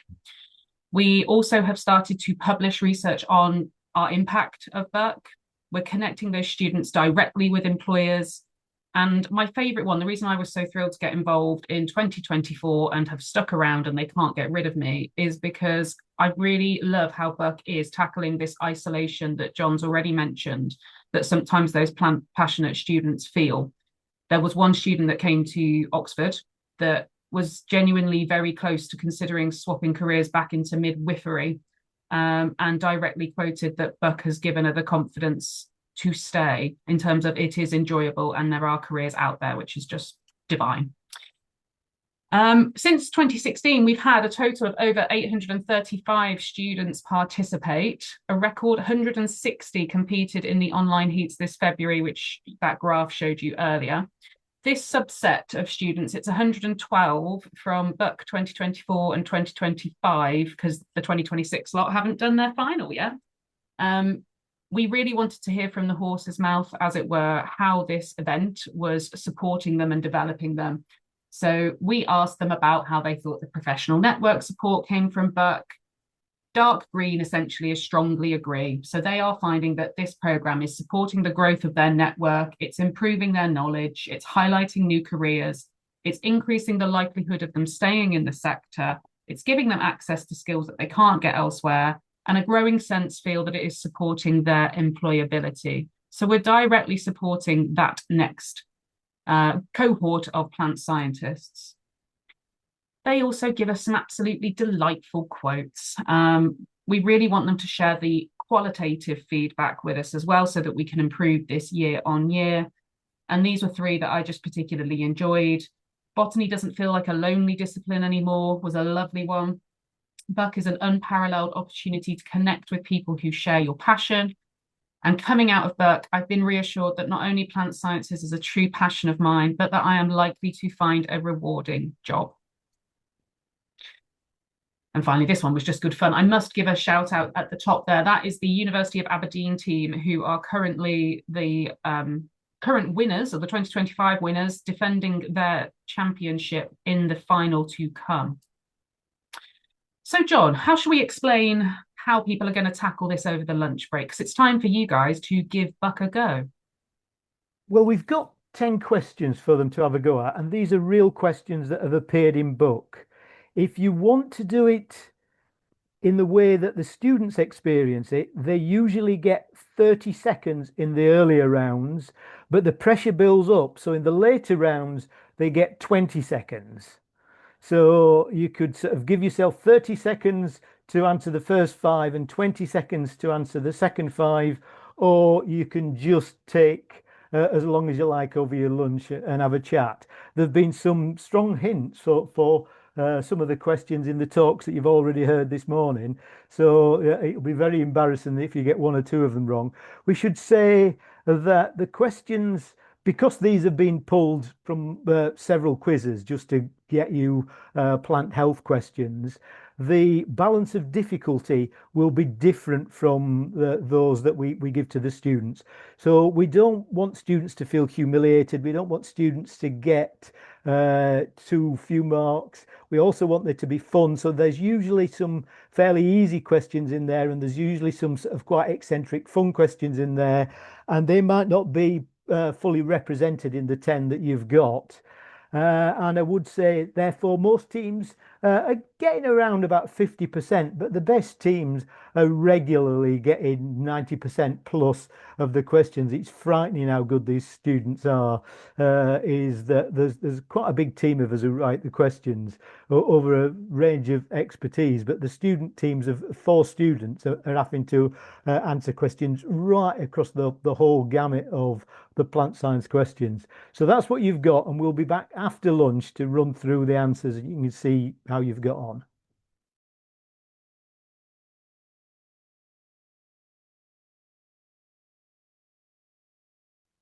Hello everyone, my name is Mel and I am the Royal Society of Biology's Careers Officer. We've got an interesting session ahead of us. Before we get into that, I'm going to pass back to Lauren and John for part 2 of the Botanical University Challenge. So here we go. This is what the Socrative answers look like, and you can see straight away without me telling you there's a tick against the right answer.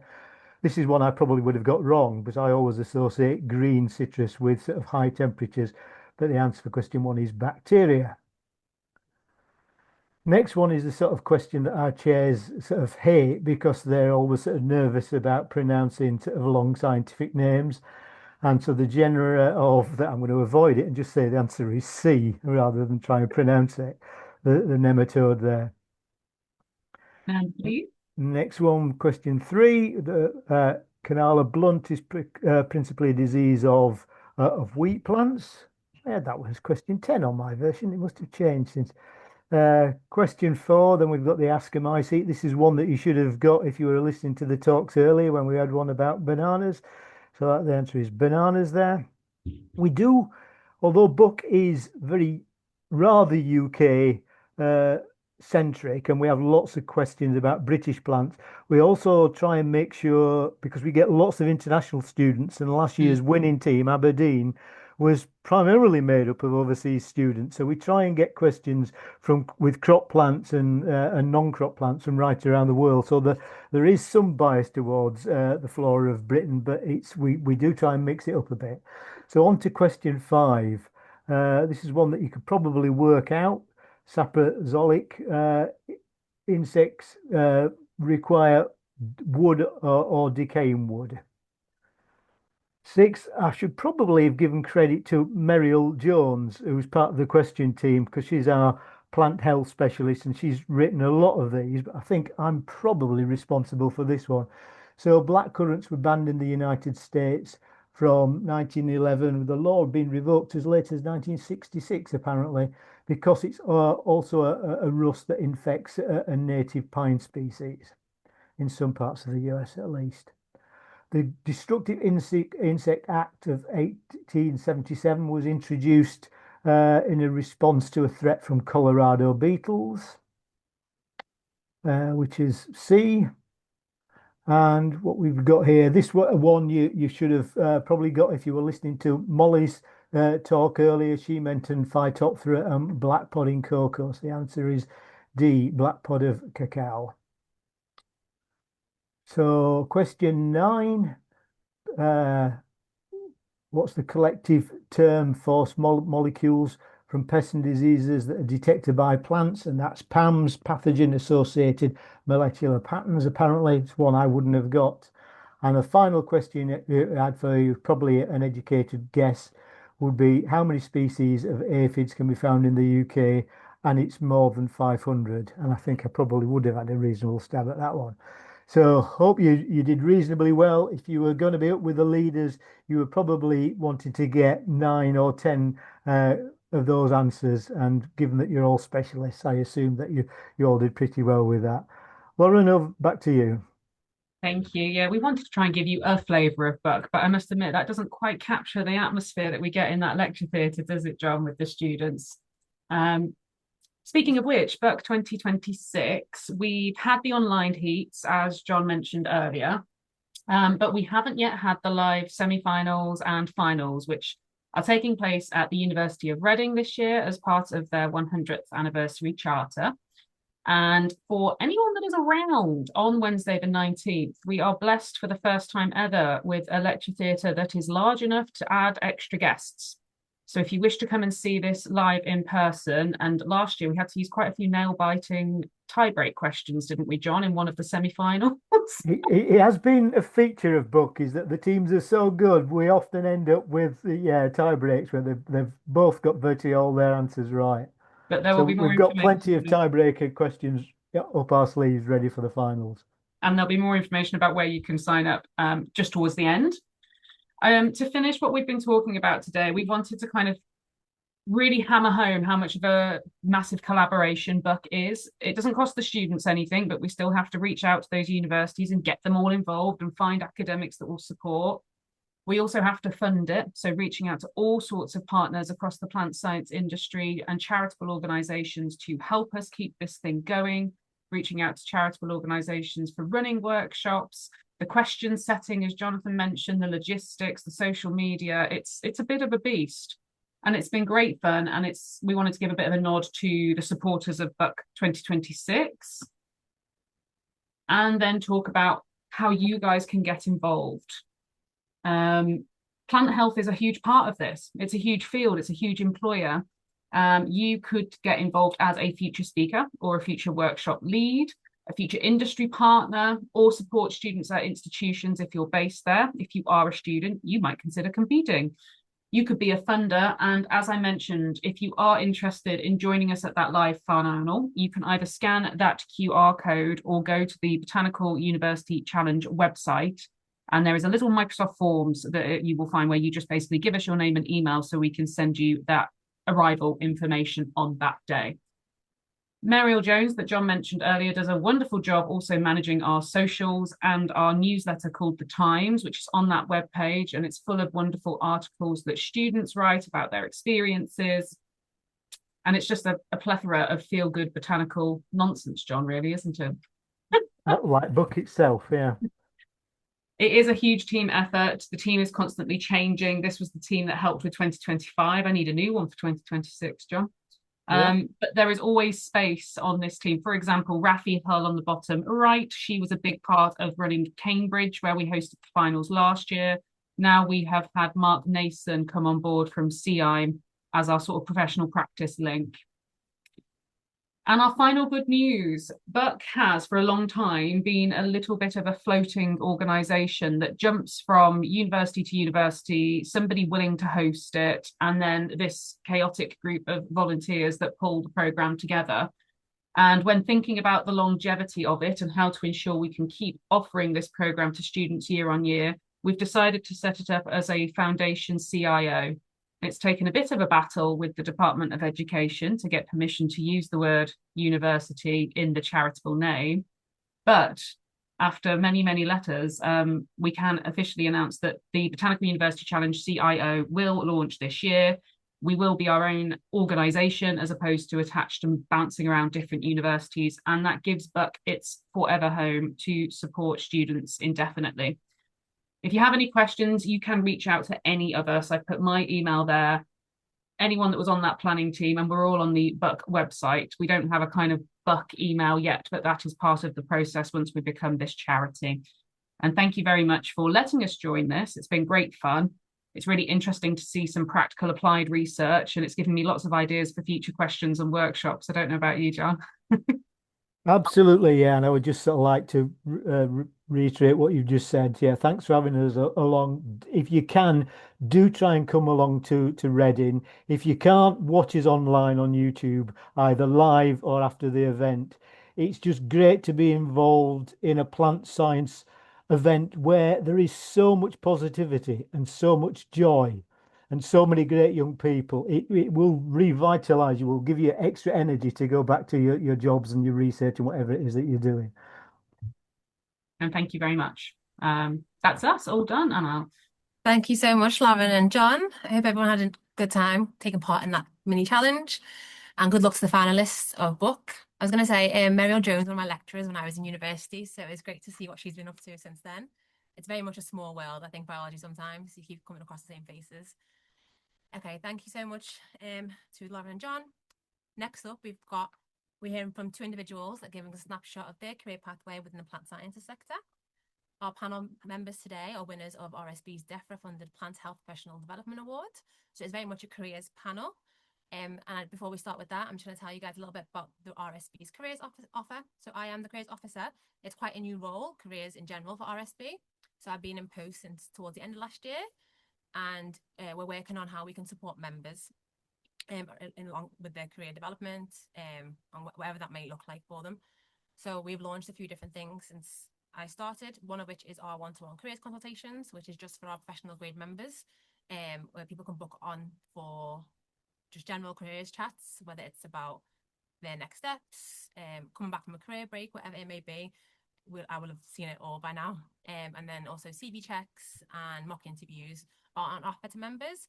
We're also looking to launch a mentoring scheme for members, so matching fellows with members to gain more support that way as well. And that'll also include a peer-to-peer support for fellows. We're currently looking at launching some career resources just to better support people. Most of the careers offer tends to be a membership perk, but there will be some things that will be more public facing. And the long-term plan will be to build up careers so people can use RSB as like a jumping point to see what's out there for them and get like more aspirational things for young people as well. So that is hopefully the future of RSB's careers. With that said, I'm going to pass over to our first speaker. You'll have a chance again to use the Q&A function to post your questions. And you'll hear first from Dr. Anna Florence from National Trust Scotland. Thank you, Anna. Okay, so thank you for asking me to come and speak to you today. I was really fortunate this year to be the recipient of one of the Plant Health Development Register Awards.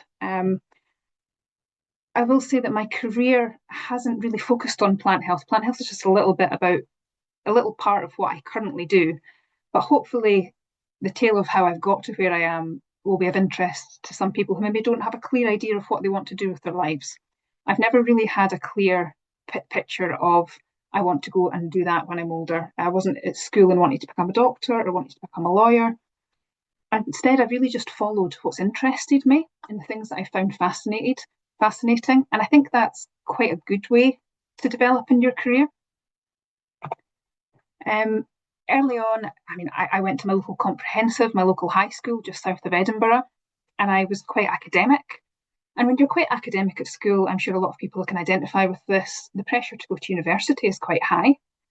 And I'd originally thought I would go and study medicine. Unfortunately, that didn't quite work out. Being academic doesn't necessarily mean you will. Sorry to interrupt, but I can't see your slides. Oh. Yeah. Okay, hang on. What have I done? I did share. Oh. Let's try this.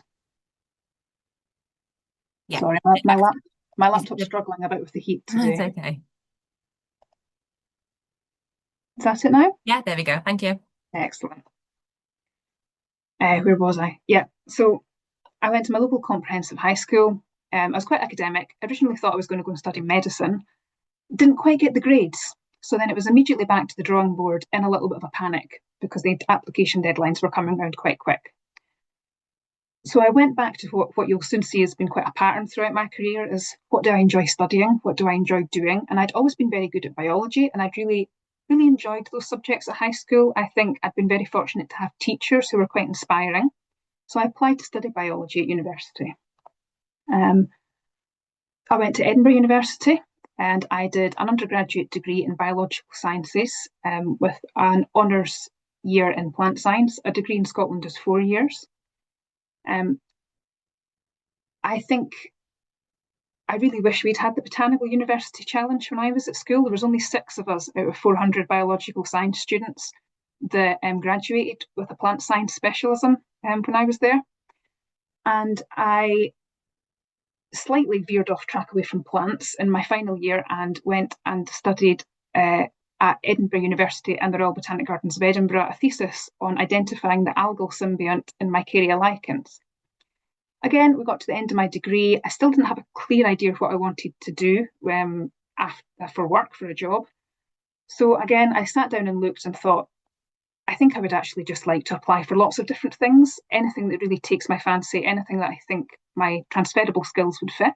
So I applied for jobs, I applied for graduate courses, master's degrees and PhDs. And I was very fortunate to be offered a PhD in a subject that I was interested in. So I stayed at Edinburgh University and studied a PhD joint with the Agricultural College in Scotland, known as Scotland's Rural College. And my project was looking at photosynthetic variation in spring barley land races. So old historic cultivars of barley that perhaps have a wider genetic variation, genetic diversity, that don't all come from a very, very small subset of parents, and how good they were at adapting, taking the light from the sky and turning it into a harvestable product.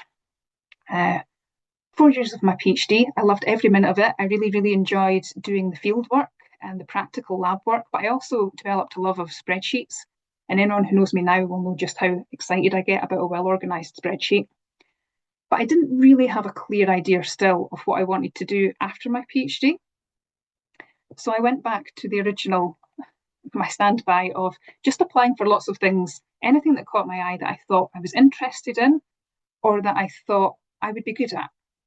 So again, I applied for jobs, more graduate courses, and I was very fortunate to spot a postdoc that was coming up in a lab at the Agricultural College, again joint with Edinburgh University, using remote sensing technology, so sensors mounted on drones and satellites, and how we could use them to monitor the resource use efficiency, so fertilisers and water uptake in wheat and potato crops.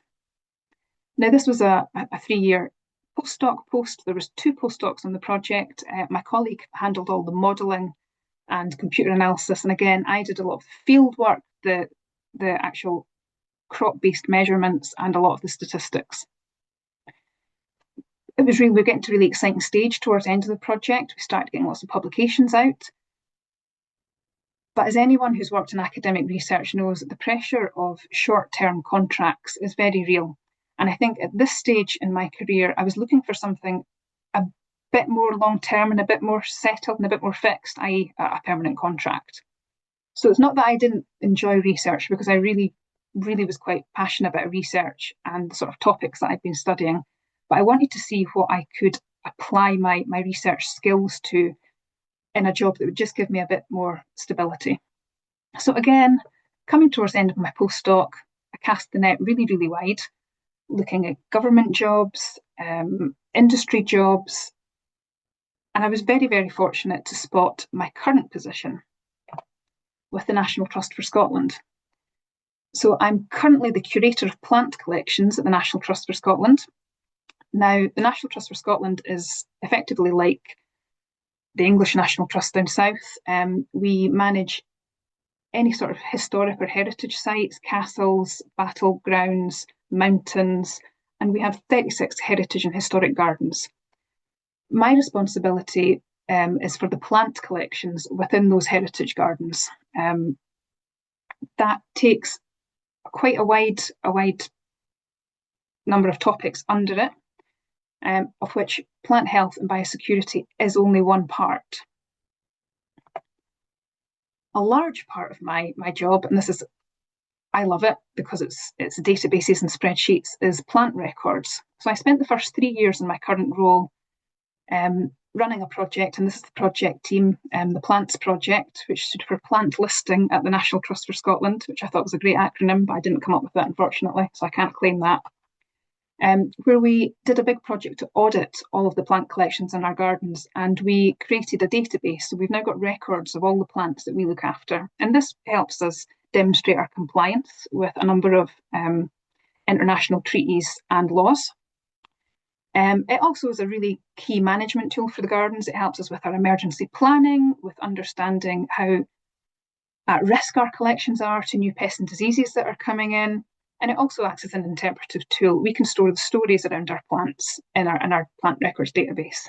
So that was sort of the first 3 years of my job. And now a big part of my role is making sure that that database is continually updated and becomes a living data set for our collections. The part that you guys are probably interested in is biosecurity. I have quite a high level oversight for biosecurity within our garden spaces. The individual head gardeners have responsibility for their immediate sites, but a lot of my role is about updating policy, writing detailed guidance and procedures for the properties to follow, again, dealing with emergency planning, analysing risk to our collections, doing risk assessments, and being able to step in and support when there's an outbreak. On the left, we have my current nemesis, golden rate mealybug. This isn't a no viable pest or disease, but it's something that us in horticulture, we're finding is having quite a big impact on some of our specialist collections. And on the right, you can see the impact on one of our sites. This is our Dooney Garden in Argyll. This is the result of a statutory plant health notice after a Phytophthora ramorum infection, where we unfortunately had to lose every single larch tree in the garden. And you can see the destruction in the landscape, but also all the rest of the plants are now really quite exposed, and we need to work out how we move forward from there. And then the last thing that makes up quite a chunk of my work is plant collection development planning. Our collections are living collections, and they're under pressure from pests and diseases, climate change, increasing visitor numbers, and pressures from commercial. We've got quite a big commercial side to our organisation.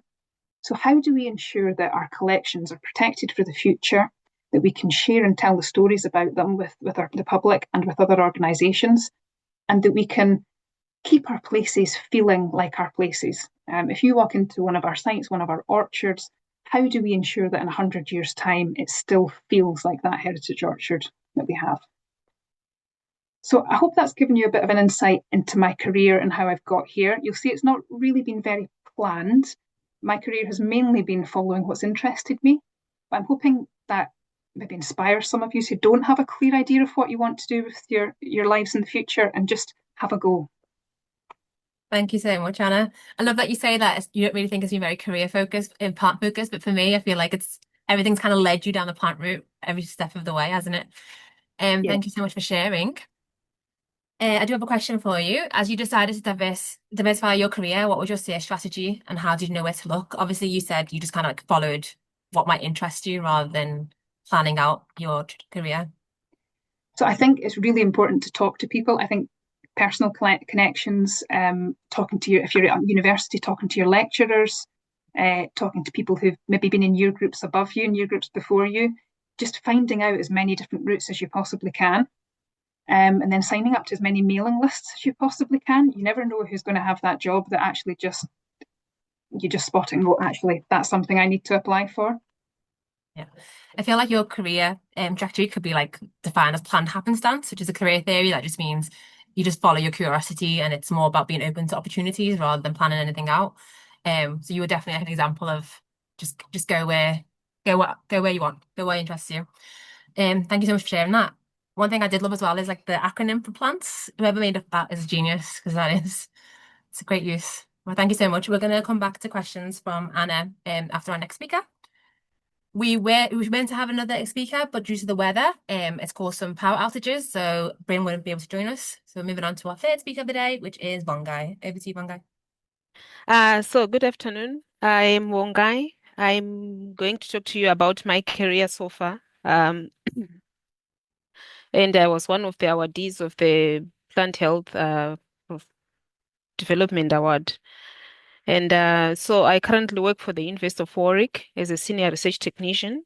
I'm almost 2 years into my role. So I've prepared a set of slides to just show you where I've been, what I've been doing for the past probably 14 years, because because of this presentation, I just realized that my first degree was almost 12 years ago, which is a long time. But I'm originally from Zimbabwe. I started off with a Bachelor of Science in Crop Science. Then I graduated with it was a 3-year BSc degree. And then I enrolled at the same university as a master's student. It was a master's by research. And what they were looking for at that time, there was a project funded by Bill and Melinda Gates Foundation with Wageningen University. So it was stationed in 10 countries. They wanted 10 graduate students to carry out a project of trying to put nitrogen fixation to work for smallholder farmers. So my project was more on testing different fertilizer rates and rhizobia inoculation to see if it would improve biological nitrogen fixation. And I would say this was my first exposure to research because during my undergraduate, I knew I wanted to do a master's degree and a PhD, but I didn't really know what that was and what it meant. But through this master's project, it was for 3 years. I did it for 3 years. I had the opportunity to go to conferences. I had the opportunity to be an assistant, teaching assistant at the university in agronomy courses. And I worked with smallholder farmers. My trials were hosted by smallholder farmers, and I could see my research actually being used by growers. At the end of the project, I started applying for jobs, and I joined a company called Fossil Agrochemicals in Zimbabwe.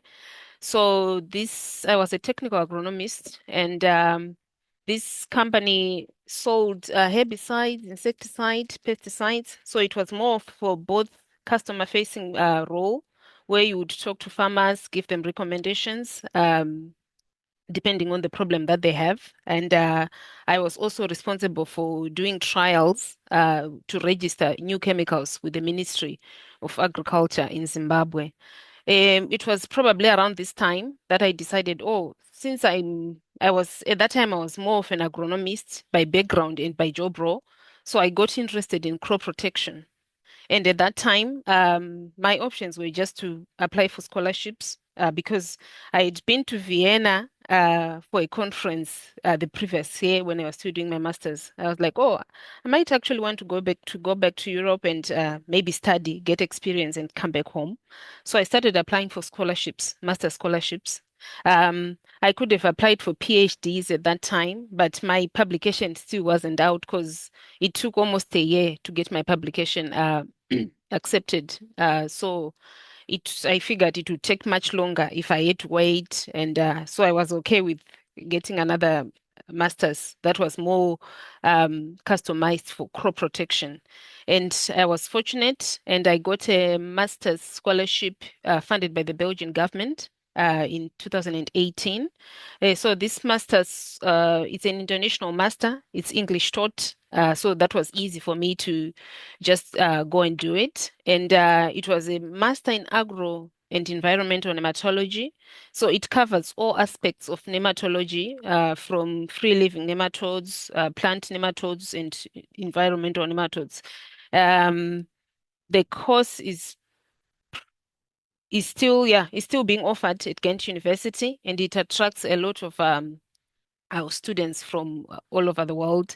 And usually at the end of the course, you would be trained to identify nematodes, both using the microscope and using molecular techniques.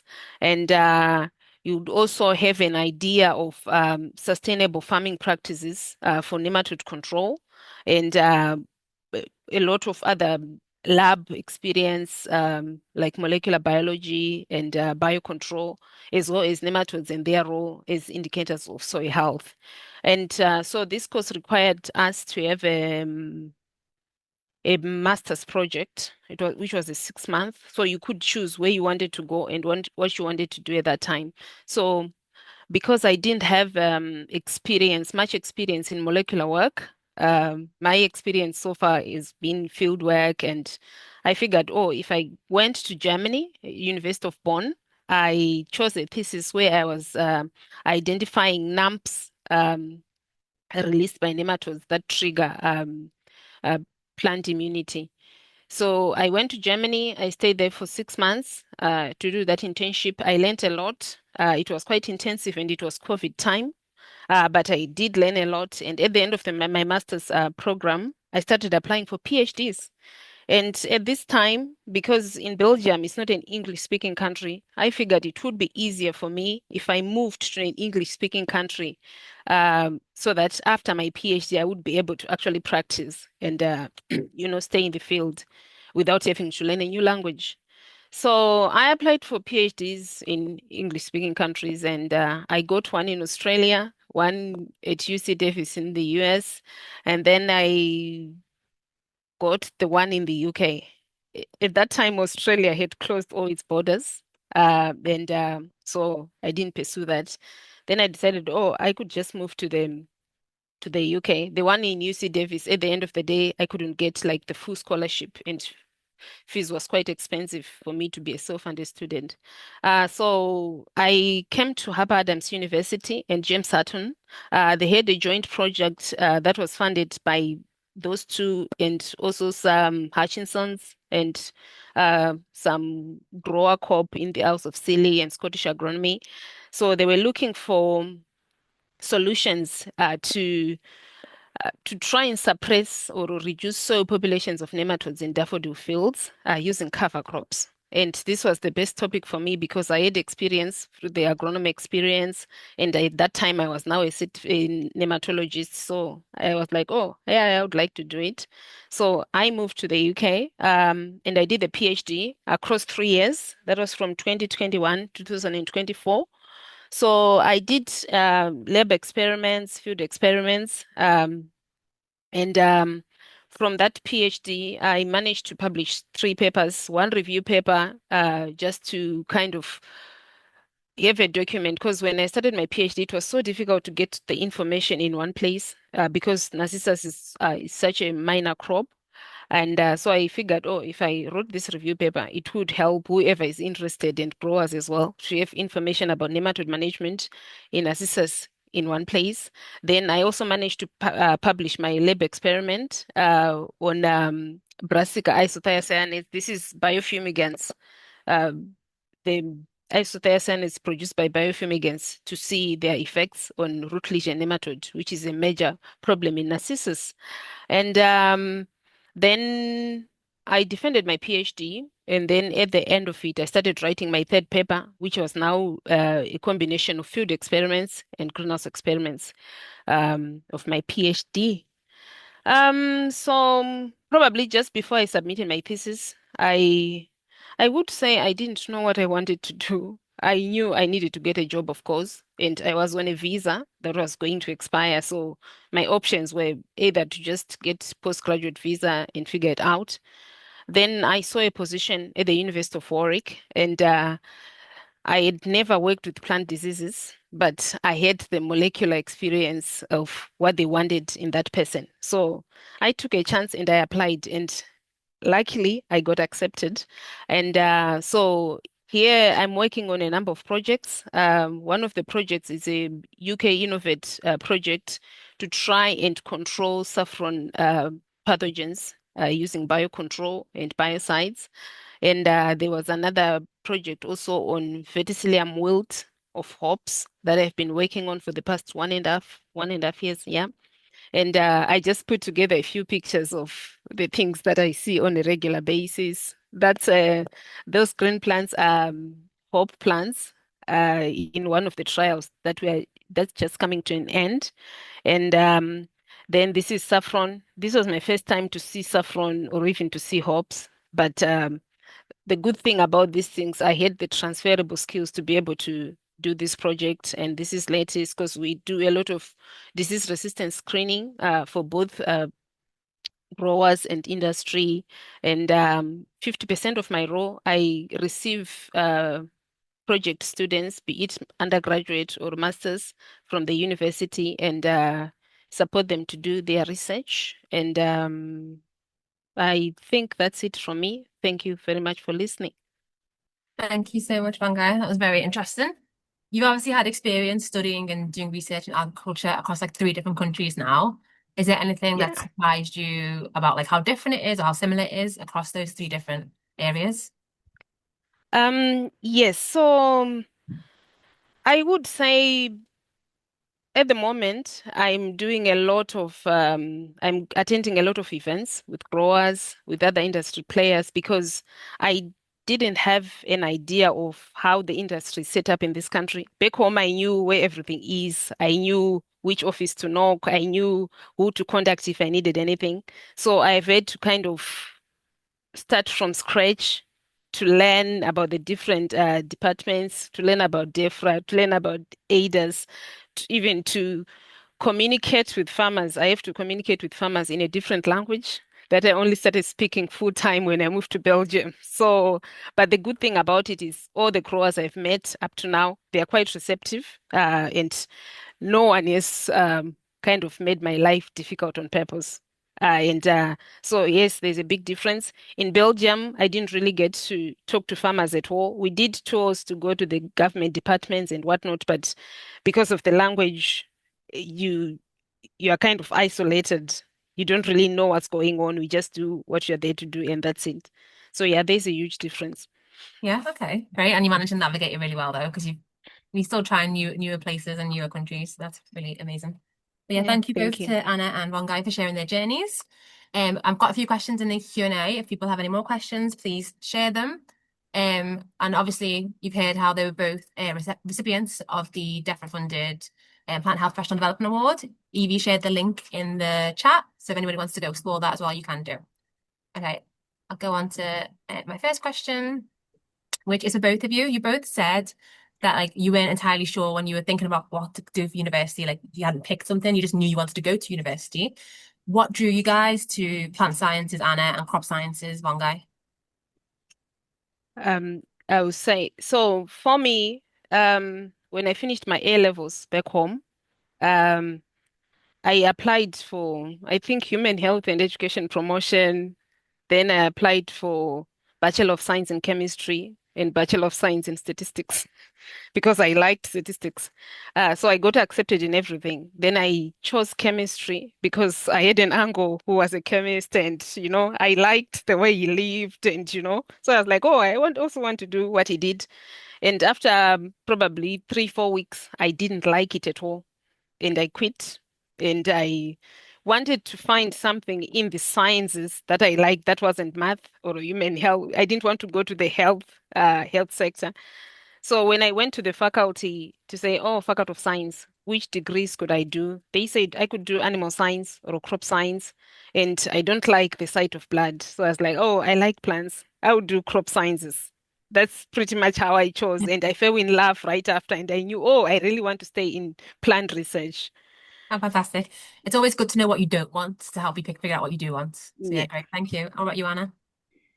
So I think, like I said in my talk, I chose biology as a degree subject to start with just because I was good at it and I was interested in it as a subject.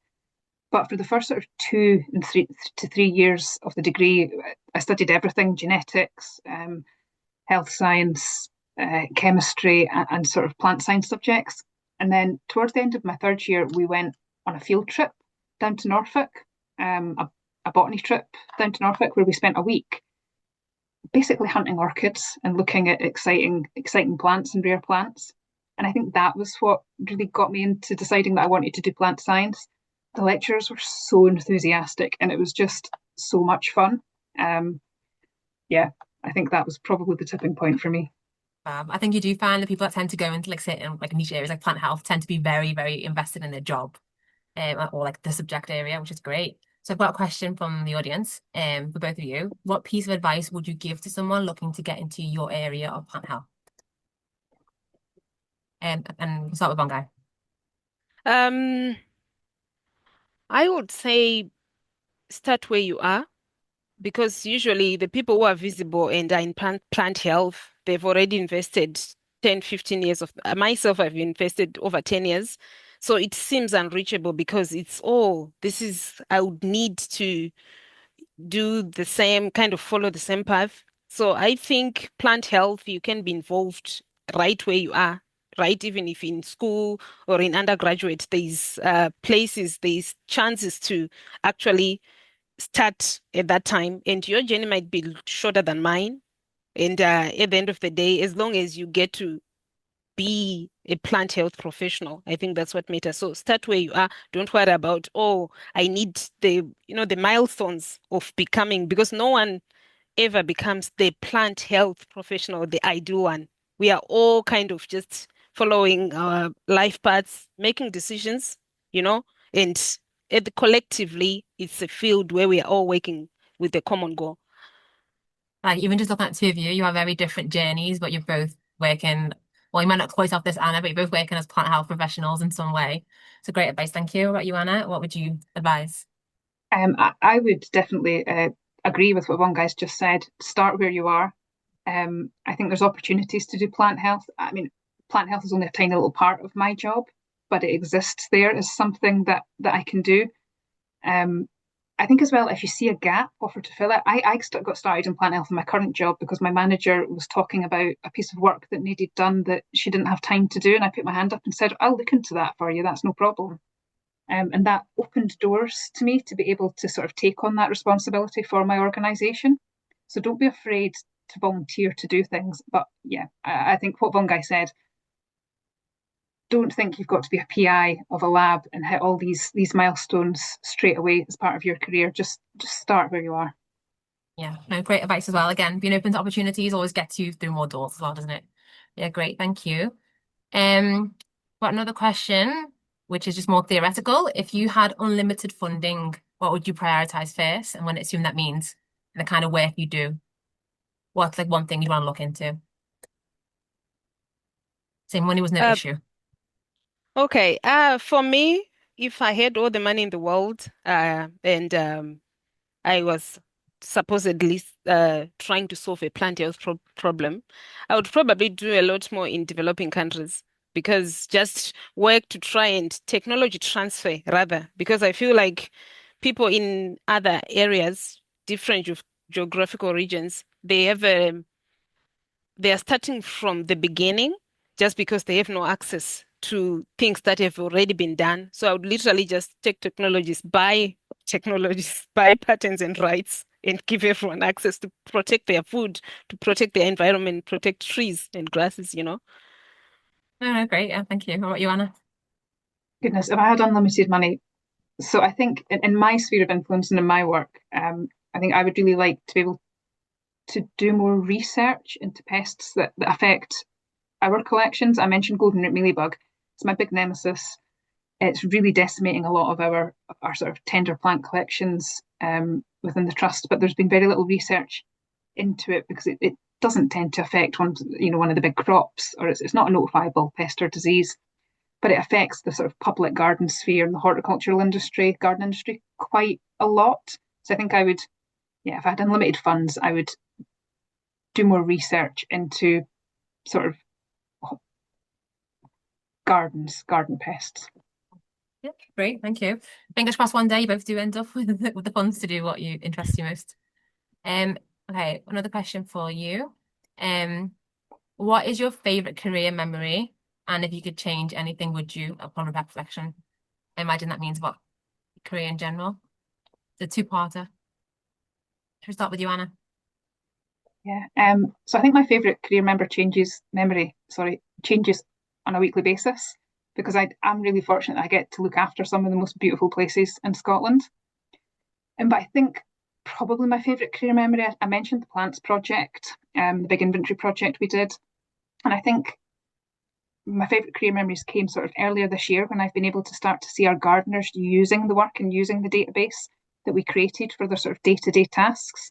So actually seeing the impact of a piece of work that you've done and how it's changed the organisation, I think is probably my favourite career memory at the moment. Ask me next week, it'll be something totally different. I'll be excited about apples or rhododendrons or something. And if I could change anything, no, I don't think I would change anything. I think everything that I've done in my career has led me to where I am.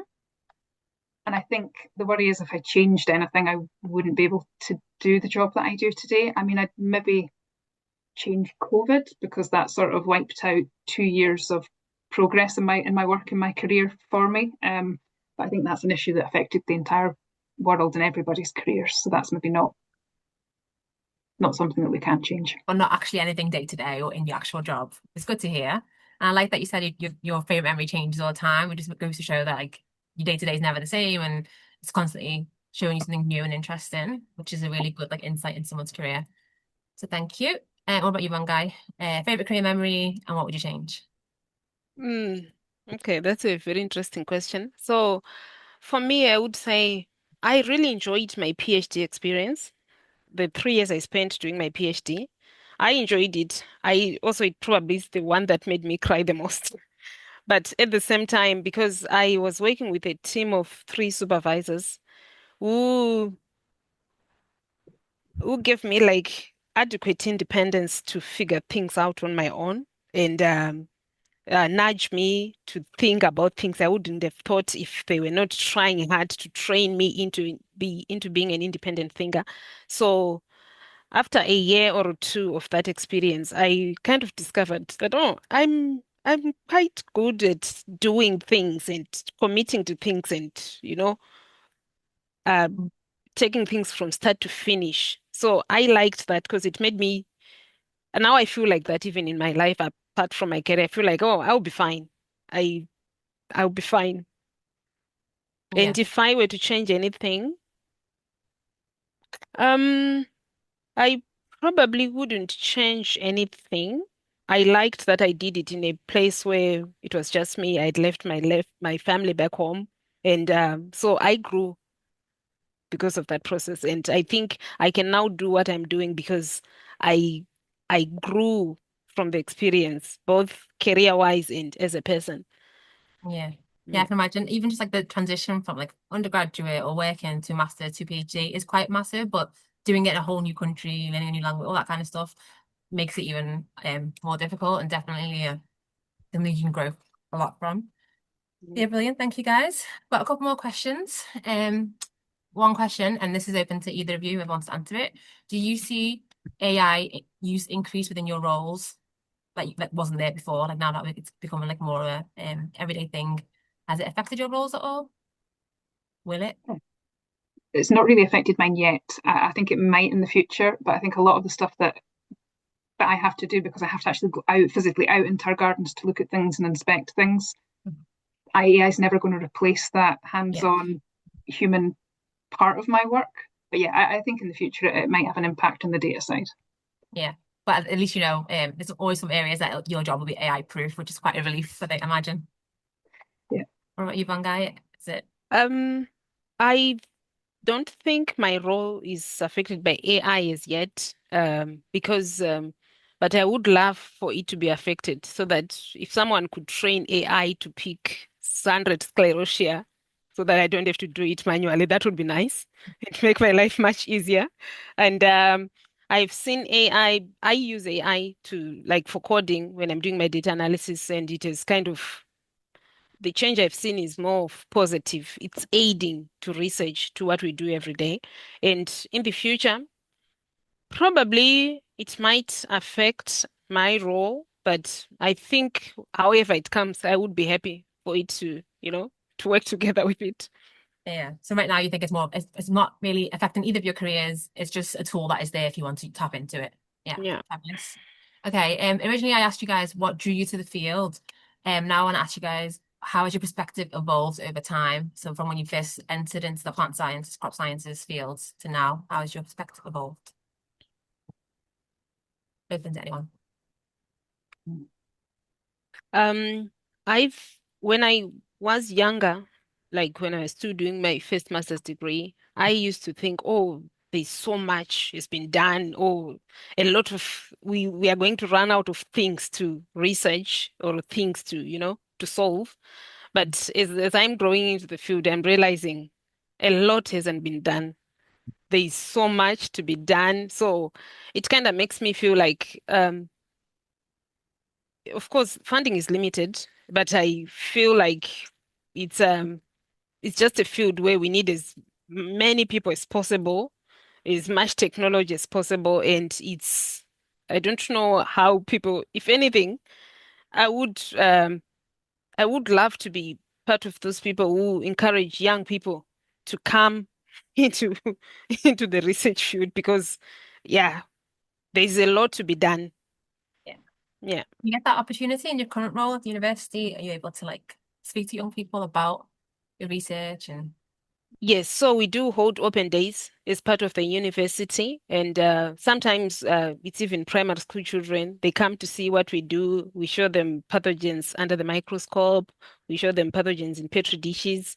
We show them pathogens on plants, on tomatoes, on onions, on everyday things. And I think that's a really good thing to do, and it's needed as much as possible. Yeah. I think outreach is like one of those things that is like the future of science. But the more outreach we do, the more people we inspire into the fields that like what you're passionate about. And also it's like the other side of outreach is it allows you to develop as well professionally. So there's like, you know, two birds, one hand. What about you, Anna? And how's your perspective evolved?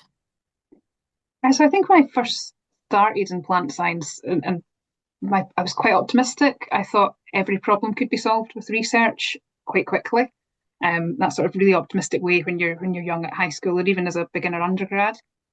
I think when I first then started moving into my current role, I maybe got a little bit disillusioned with it. Sort of with the changing climate and the increasing number of pests and diseases that are arriving on our shores, our plant collections in the UK are under huge pressure nowadays, and it's quite scary when you're managing a historic or a heritage collection like ours to see how some of the really important plants, the visitor favourites, the endangered species, are actually going to survive. But I think I'm beginning to come out the other side of that now, especially being part of events like this. And I think there's such a community around plant health now. And we've got so many people that we can go to for help, and everyone's so open and friendly in the plant health community that, yeah, I think we'll be okay. And I certainly think that being able to widen it out of agriculture and start look at pests and diseases that affect our society and our love of plants more widely and into the natural environment, I think that's maybe going to be some exciting next steps. Yeah. Okay, great. I think for me, since I joined the RSB, I'm seeing that what you said, like that Plant Health community, it's a lot more together than maybe some other areas of science. So I definitely agree that, like, yeah, there is a sense of like belonging to something plant science and people to reach out to. So fabulous. Thank you so much. I had one more question that I think we'll end on. And it's a nice question, easy question for you, hopefully. What is your favourite plant? Do you have one? Yes. So I think my favourite plant changes every week. But favourite plant of this week is apples, because I've just got back from doing some DNA sampling of some of our historic orchards to send away to the Fruit ID service. And what that will do is it'll tell us what cultivars we've got, where we can't easily identify the trees that we've got in our collections. So I've been lots of research in our historic orchards, and I think that's got me quite excited about apples this week. And I love the names of some of the apples that we've grown in our collections. They're just, yeah, so interesting. Not to put you on the spot, but can you think of any that like caught your attention and you thought, oh, interesting?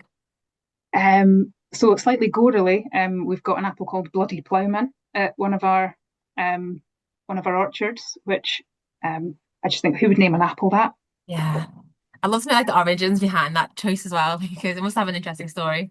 I know, but yeah. Brilliant apples, thank you. What about you, one guy? So my favorite plant is an orchid, all types of orchids. It's because I have some plants at home, and whenever something goes wrong and I kill all of them, usually I have one orchid that survives. So it's me and my orchid against the world. And yeah. That is a great feat though, because I don't think I've ever had an orchid survive. Like I find orchids quite hard. Yeah. Wow. Like they know the plant's there, but they never flower again is my issue with orchids. Oh. We have a plant like group within RSB where people share like their house plant tips and like plants that are growing well for them. There's always gorgeous orchids, but to me it's a mystery. So yeah, I find it very impressive that you keep your orchids alive. Okay. So thank you guys so much for sharing your journeys and answering our questions today. I hope everyone has learned a lot about the different kind of fields Bongai and Anna work in, and you've had some food for thought about where you can go within plant health.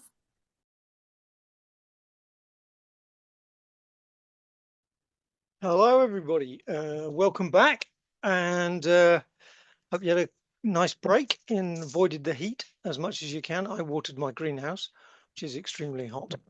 And now we move to the undiscovered country of the soil for our final keynote presentation.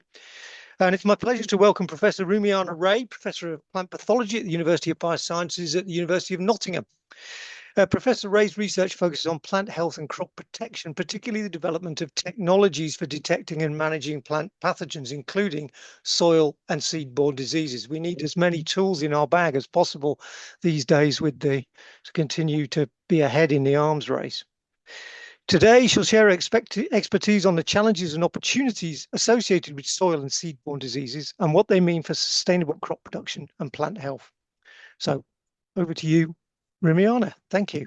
Okay, so good afternoon, everybody, and thank you for the invitation from the Royal Society of Biology to discuss today the hidden threats below ground, specifically how soil-borne and seed-borne diseases are reshaping crop health and how the environment and ecological interactions are increasing disease complexity, and why rapid diagnostics are increasingly essential for future plant health systems. Although many of these pathogens remain largely invisible in the field because they're below ground, their economic and biological impacts are substantial. So seed and soil-borne pathogens cause damping off, rots, blights, disease complexes, and those pathogens include Fusarium, Microdochium, and Pythium species that cause diseases that manifest as seedling death, reductions in emergence and establishment, and even beyond harvest, once crops are brought in storage, reductions in marketability of the crop due to rots and blemishes can cause further problems. So 50 billion pounds annually are lost globally due to soil and seed-borne pathogens, and maize, wheat and root crops can suffer yield losses of 55 to 75%, depending on the pathogen complex that occurs during their life cycle. The infection potential of these diseases is long-term because pathogens survive for long periods of time within the soil and persistently contaminate fields.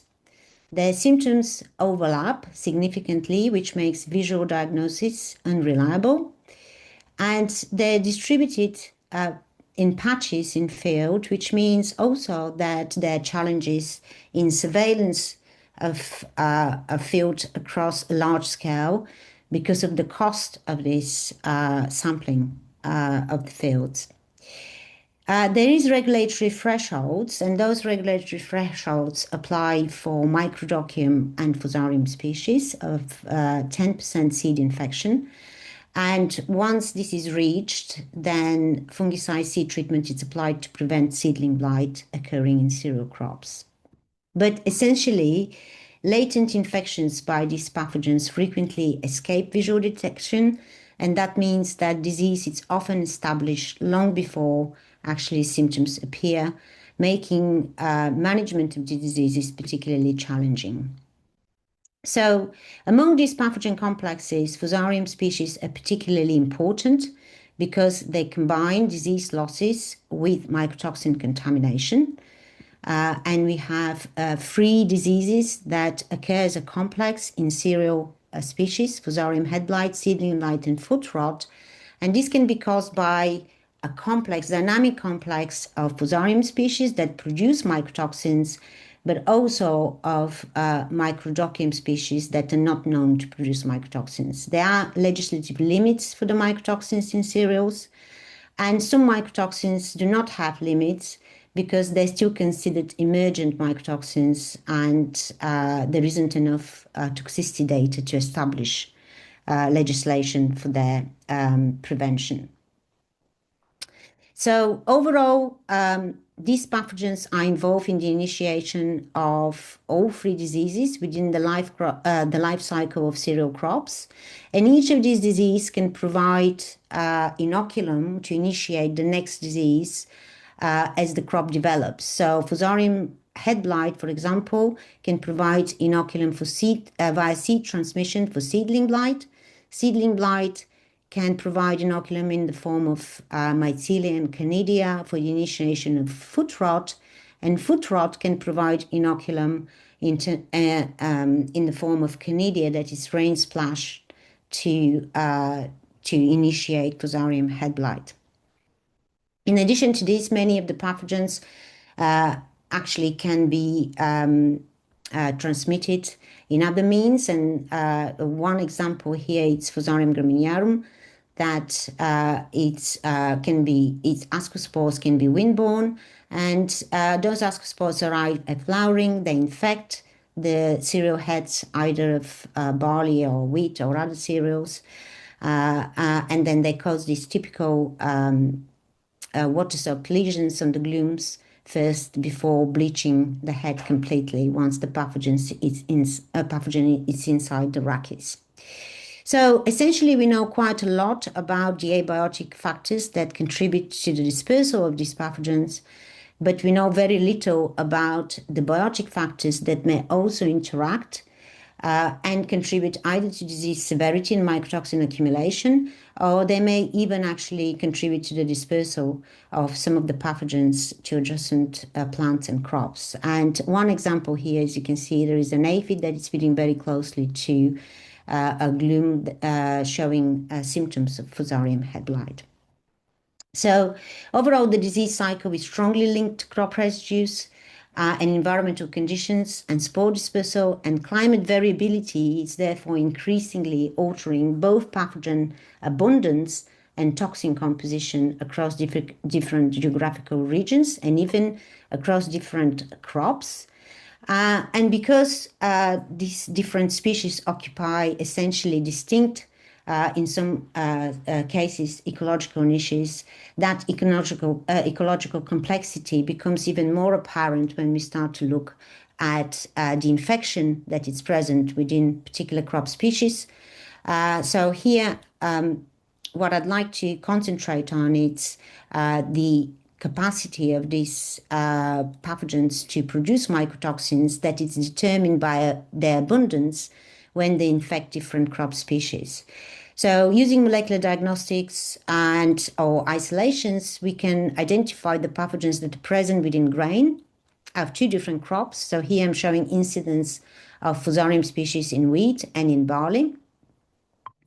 And then we can also quantify the mycotoxins that are present within these infected samples. And we can see that in wheat, we have predominance of Fusarium graminearum in that year, 2011, 2012, and Microdochium species. And we have high incidence of deoxynivalenol and zearalenone, which are particularly produced by Fusarium graminearum. But in barley, we have a very different pathogen profile. In barley, we have a high incidence of Fusarium avanicium, followed by Fusarium poe, and we also have a high incidence of inietins and nivalenol. And inietins are really strongly associated with the main producer, Fusarium avanicium, whilst nivalenol in barley is produced predominantly by Fusarium poe. So that demonstrates that different crops really support different pathogen communities and toxin profiles. And these pathogens are not biologically equivalent. They differ in terms of their aggressiveness and tissue specificity. So different Fusarium species specialize differently within the plant. Some are quite aggressive as soil-borne pathogens. For example, Microdochium nivelle, it's one of the most aggressive soil-borne pathogens that causes significant reductions in establishment of wheat. And Fusarium graminearum, it's not very effective soil-borne pathogen. As we move in the disease complex, we can see that isolates of Fusarium avanicium are also aggressive in causing Fusarium foot rot, but isolates of Fusarium poe and Fusarium graminearum are much weaker in terms of causing that disease. In contrast, Fusarium graminearum, it's the main pathogen that is the most aggressive towards heads of cereals, so it causes the most severe disease in cereal crops. Generally, there is a very good correlation and very strong correlation in terms of the capacity of different isolates within populations to cause disease. So isolates of Fusarium avanicium that are capable of causing severe disease are also highly virulent as Fusarium head blight pathogens. And that virulence is determined by their ability to produce mycotoxins. So initin B in this case is the main mycotoxins that is produced by Fusarium avanicium, and that strongly correlates with disease severity. So disease severity is strongly linked to both pathogen identity and also toxin biology. So overall, in cereal crops, we frequently see mixed infections, as I've already mentioned. We have a dynamic pathogen populations and complex of pathogens that cause the diseases. And those mixed infections can alter disease severity, but even more, fungicide applications and the timing of fungicide application can profoundly also affect more pathogens than others within mixed populations. So Fusarium avanicium, for example, is controlled much more effectively at an earlier growth stage. So this is T2 in barley. At that growth stage, at flag leaf emergence, we have significant reductions that are achieved just by a single fungicide application, and no further fungicide application is required for the control of that pathogen. But when it occurs, when Fusarium avanicium occurs together with Fusarium graminearum, and we look again at the fungicide applications, we see that actually Fusarium graminearum, it's not controlled at that timing of fungicide application, and that's reflected in the disease, in the yield response to fungicide application. So both pathogens within a population have to be controlled to achieve the 0.36 tons per hectare yield response to chemical control. So as a result, disease management for Fusarium increasingly means managing pathogen communities rather than single pathogens. So pathogen composition really needs to be known to target better the disease control, and fungicide efficacy and timing of fungicide application are also key for disease control of pathogen populations.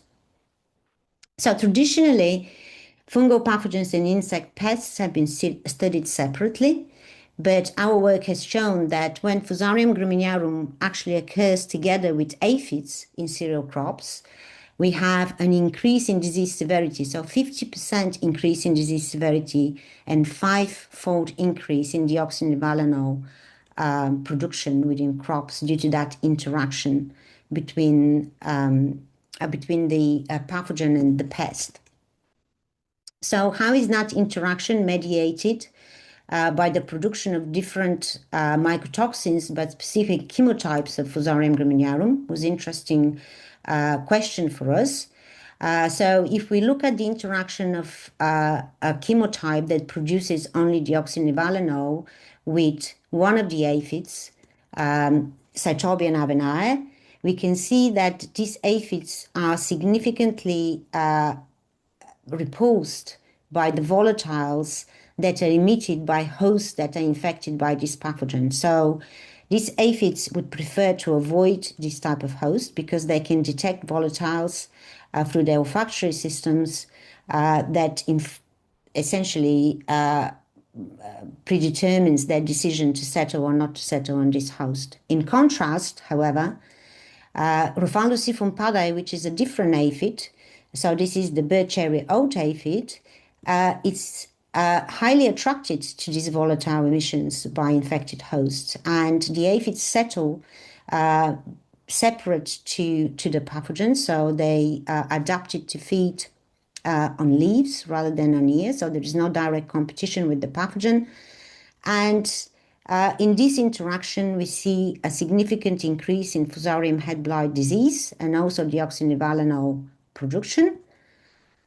We also know that the aphid that is repulsed by this pathogen, even if it feeds on the host, doesn't do very well. So mortality of this aphid, Cytobian avenae, the English grain aphid, that competes with the pathogen for the same niche, increases. And that really benefits Ruffalosiphum paddae, the bird cherry oat aphid, because its population rate increases and provides demonstrates really a cooperative relationship between a deoxynivalenol producer and the bird cherry oat aphid. How about Fusarium graminearum that produces nivalenol? So this is a different chemotype. This type of chemotype has a fully functional trichophysine pathway. So when this chemotype infects wheat, we also have interactions with aphids. This time, aphids are actually attracted to the infected host, and that attraction is underpinned by different volatiles that are emitted by the infected host. At least one of these volatiles actually functions as a chiromone, which means it's not only attracting the aphid, but alters the physiology of the aphid because it increases its population rate. And in that interaction, again, Fusarium benefits because disease severity increases and nivalenol contamination or production by the pathogen also increases. In both of these interactions with the chemotypes and the aphids, the host is particularly disadvantaged, and that's because we have increased risk of yield loss, not just because of the mycotoxin contamination and disease severity of Fusarium head blight, but because of the feeding of the aphids. And in the interaction with the nivalenol and Cytobian avenae, that is underpinned by attraction and population increase of these winged individuals, the pathogen benefits furthermore because these winged individuals may contribute to additional spread in adjacent plants within the field. So Fusarium graminearum that actually produces deoxynivalenol, on the other hand, forms a cooperative relationship that is specific only to the bird cherry oat aphid, Ruffalosiphum paddae. So I think these findings demonstrate quite strongly that plant disease systems really are biologically and ecologically interconnected. And this increasing ecological complexity creates major challenges for both disease detection and surveillance and prediction of risk of disease occurring in crops. So what are the current diagnostic approaches that are used specifically for Fusarium surveillance? So it's the traditional plating methods and also molecular diagnostics that can be either cyber-based or probe-based molecular diagnostics of quantitative PCR. Traditional plating, it's particularly used to determine the 10% infection or viability threshold, which we have for seed prior to treatment with seed treatment. But the problem with this type of diagnostics is that it's very slow. So the turnaround of results is about 7 to 14 days. And that's because it requires culturing and identification, which again requires taxonomic expertise. There is a positive advantage of these techniques because it shows viable pathogen growth, whilst with molecular diagnostics we do get faster results, but we can also detect low pathogen DNA amounts, which not necessarily means that we have a viable pathogen there. And if we are using cyber, this may also lead to non-target amplification. So it's much better to use probes, really, because the probes allow us to have a highly sensitive and specific molecular diagnostics. And that also allows us to have multiplexing, so simultaneous quantification, not just of individual pathogen targets, but multiple pathogen targets. If we were comparing them in terms of throughput, obviously cyber-based or probe-based quantitative PCR methods are much more suitable than traditional plating methods. So molecular diagnostics really can enable much earlier and much more scalable pathogen monitoring within crops. And that's particularly useful when we start to think about soil-borne pathogens. So Rhizoctonia solana, it's an important but frequently underestimated soil-borne pathogen. We used quantitative PCR assays to actually determine the pathogen presence in soils of wheat fields. And through that DNA quantification, we were able to establish that 63% of wheat fields contained Rhizoctonia solanae, anastomosis group 2-1 DNA in soil. The pathogen is fairly uniformly distributed across the east and south of the UK and becomes more prevalent as you go north. But the two main factors that actually determine the presence of this pathogen in soils is firstly previous crop, because if all-seed rape is the previous crop, we have much greater amounts of Rhizoctonia solanae found in soil. All-seed rape is the main host of this pathogen. And the other factor that is quite important, it's the actual tillage. So under minimum till cultivation practice, we find that there is much greater amounts of this pathogen found in soils, and that correlates significantly with reductions in establishment of the crop. So how does Rhizoctonia solanae then reduces or causes problems beneath the ground? Well, on the top here you have a movie that shows you a root that is healthy of all-seed rape, a seedling, and at the bottom you have a root that is infected by Rhizoctonia solanae. And the big difference between the two is in the length of the root and also in the lateral roots, which are significantly reduced. And that effects of the roots really causes major problems with crop establishment. So if we don't treat for Rhizoctonia solanae, and the treatment has to be applied as a seed treatment, here you've got 3 individual active ingredients that are applied, then we have a severe reductions in establishment. One way to compensate would be to increase the seed rate of this crop, or alternatively to still sow a lower seed rate but treat it with seed treatment that is effective.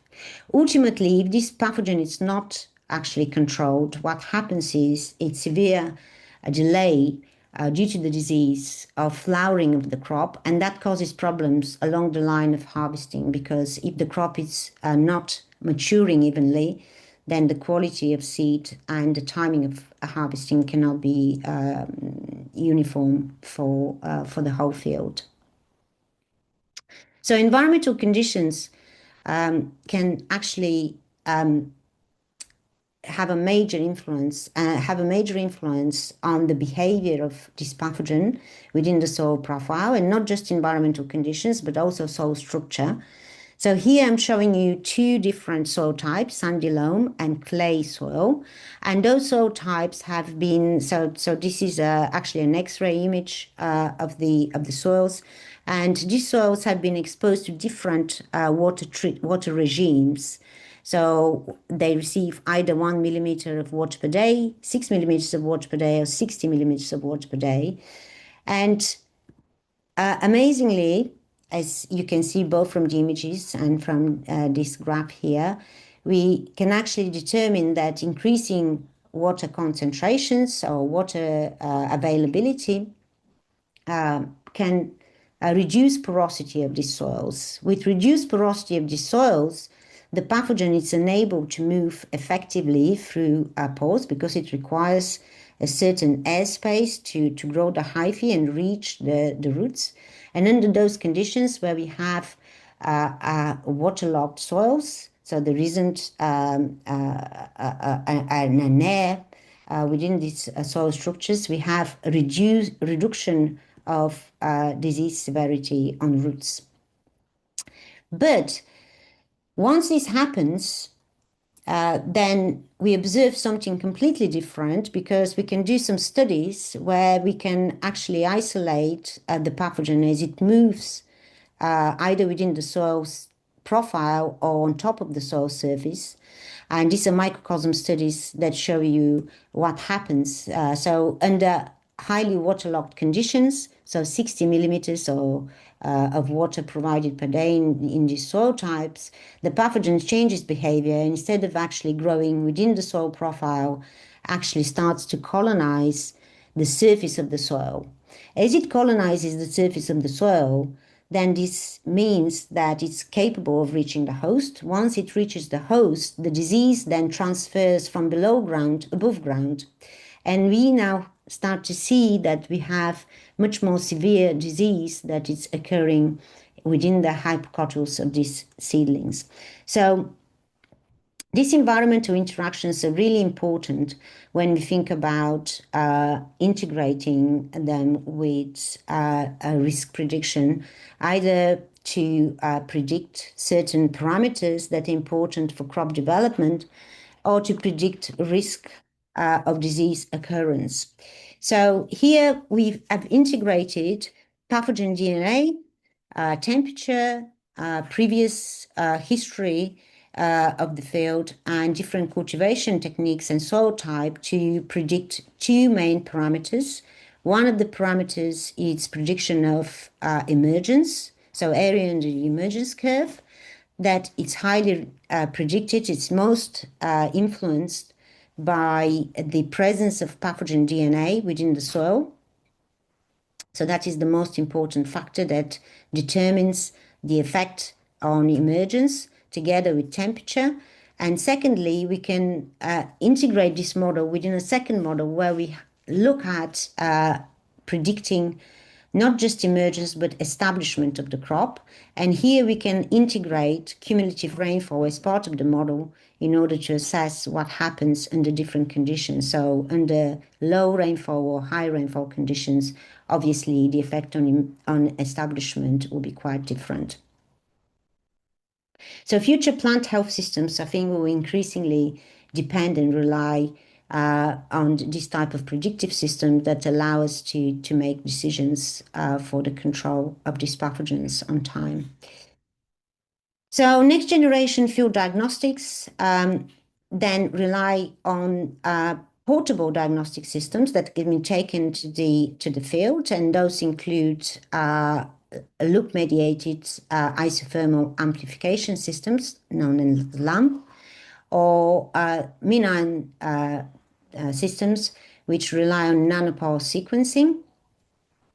So the difference between the two really is in cost, but also in the information that is provided by the two systems. So with LAMP, we get much more targeted information. It's qualitative information because we usually detect single pathogens. It's quite sensitive and specific, but as I said, it does not allow easily quantification of pathogen presence within different matrices. It's very fast comparative to other techniques. And the other advantage of LAMP is that it's less sensitive to PCR inhibitors during present during the extraction process of DNA. On the other hand, with the MinION, we actually have a much more expensive technique because it provides information of DNA sequencing in real time that is achieved through these nanopores, where DNA is passed through and with the aid of electrical current and produces specific signals that can relate to a sequencing in real time.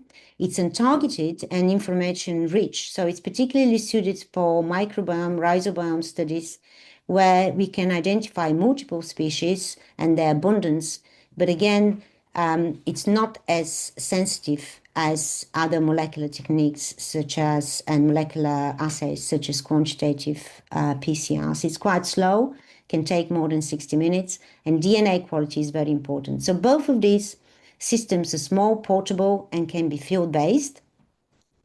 They also require specific equipment, and they also require suitable DNA extraction method for soil, which is the most challenging actually part of enabling point-of-care pathogen diagnostic tool that can be used by different stakeholders. And that's what we have been doing in the last couple of years. We have developed now a system that it's lab-free, it can be portable and user-friendly, and that's what it's needed in these situations. And it can provide results in under 90 minutes, allows for customizable pathogen panels. But the main innovation here really lies in the extraction, because the extraction is suitable for different plant materials. It's quite rapid extraction. It's performed in these Nalgene bottles containing extraction buffer. It does not use any laboratory equipment. Syringe is used to actually clean and capture nucleic acid, and DNA can be directly eluted into a reaction. That reaction then can be used to carry out LAMP assays for qualitative identification, or it can be used in quantitative PCR to provide quantitative information of the presence of different pathogens, so it can be aligned with multiplexing.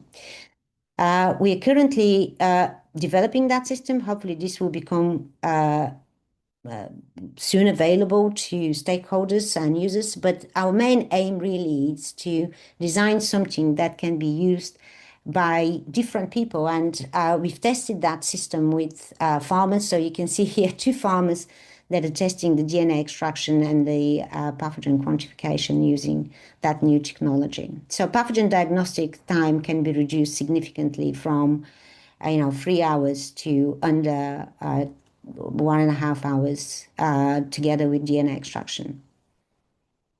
So to conclude, what are the key challenges ahead for us? I've cheated a little bit because I did ask ChatGPT to produce this map of projection of the risk based on certain literature that I provided it with. And according to that projection, increase in temperatures, so this is quite a high emission scenario, increase of temperatures will lead to significant increase in pathogen presence, moving northwards. So climate change will have a major effect on all of the pathogens that we've discussed today, and the incidence is likely to increase, together with actually increase in insect vectors and facilitators of disease. And that creates a lot of challenges for corporate projection. So firstly, obviously we have the challenge of climate change, which is likely to increase pathogen diversity and presence. Particularly, it can also alter the infections that are caused. It can increase the diversity of pathogens present in those mixed infections. And because of poor symptom-based diagnosis and changing agronomy and very complicated biological interactions, we may see also increasing risk of diseases that are caused by seed and soil-borne pathogens. So the way forward would be then to really try and use ecology-based agronomy, so agroecology, in order for us to understand the interactions between, not just between different pathogens, but also between pests and pathogens, and to be able to use affordable molecular diagnostics to provide us with more evidence-based decision-making, together with predictive disease risk modeling, in order for us to improve early detection and understand pathogen ecology. So that will be essential for the future sustainable and resilient food production. So I'd like to obviously acknowledge a lot of my collaborators. This is work that has been performed by several people at the University of Nottingham, but also collaborators at Harper Adams University, University of Idaho, and Keele University. So thank you very much for your attention.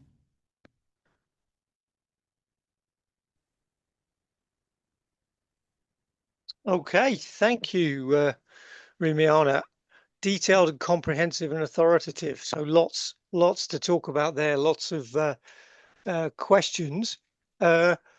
So coming in with one of the first questions that came in from Katia, could changing the soil microbiome with other fungi and bacteria outcompete, by changing the ecosystem, outcompete the soil-borne strategy? Absolutely. The soil microbiome can actually can have a profound influence on the soil-borne pathogen presence and the interaction of these pathogens with the host. So there is certain soils that can be suppressive to soil-borne pathogens, but again, we need to understand these interactions, because there's several metabolites that are exchanged both between microorganisms that are present within the microbiome and the pathogenic organisms. And the exchange of these metabolites can really determine the disease outcomes.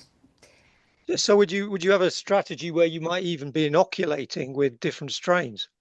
Well, I think that will be the future, because currently European Union legislation is restricting many of the fungicides that you use as seed treatments, and we will increasingly rely in the future on microbial biological agents. So that is another area that would require molecular diagnostics, and not just molecular diagnostics, but also an overall view of presence of microorganisms with beneficials and pathogenic organisms within the soil environment. And presumably the GMOs and maybe gene edited might be improve that, but might be a struggle to actually persuade people to do anything. Well, gene editing, it's expected to take off, not just in the UK, but in Europe now, because we have legislation that was passed.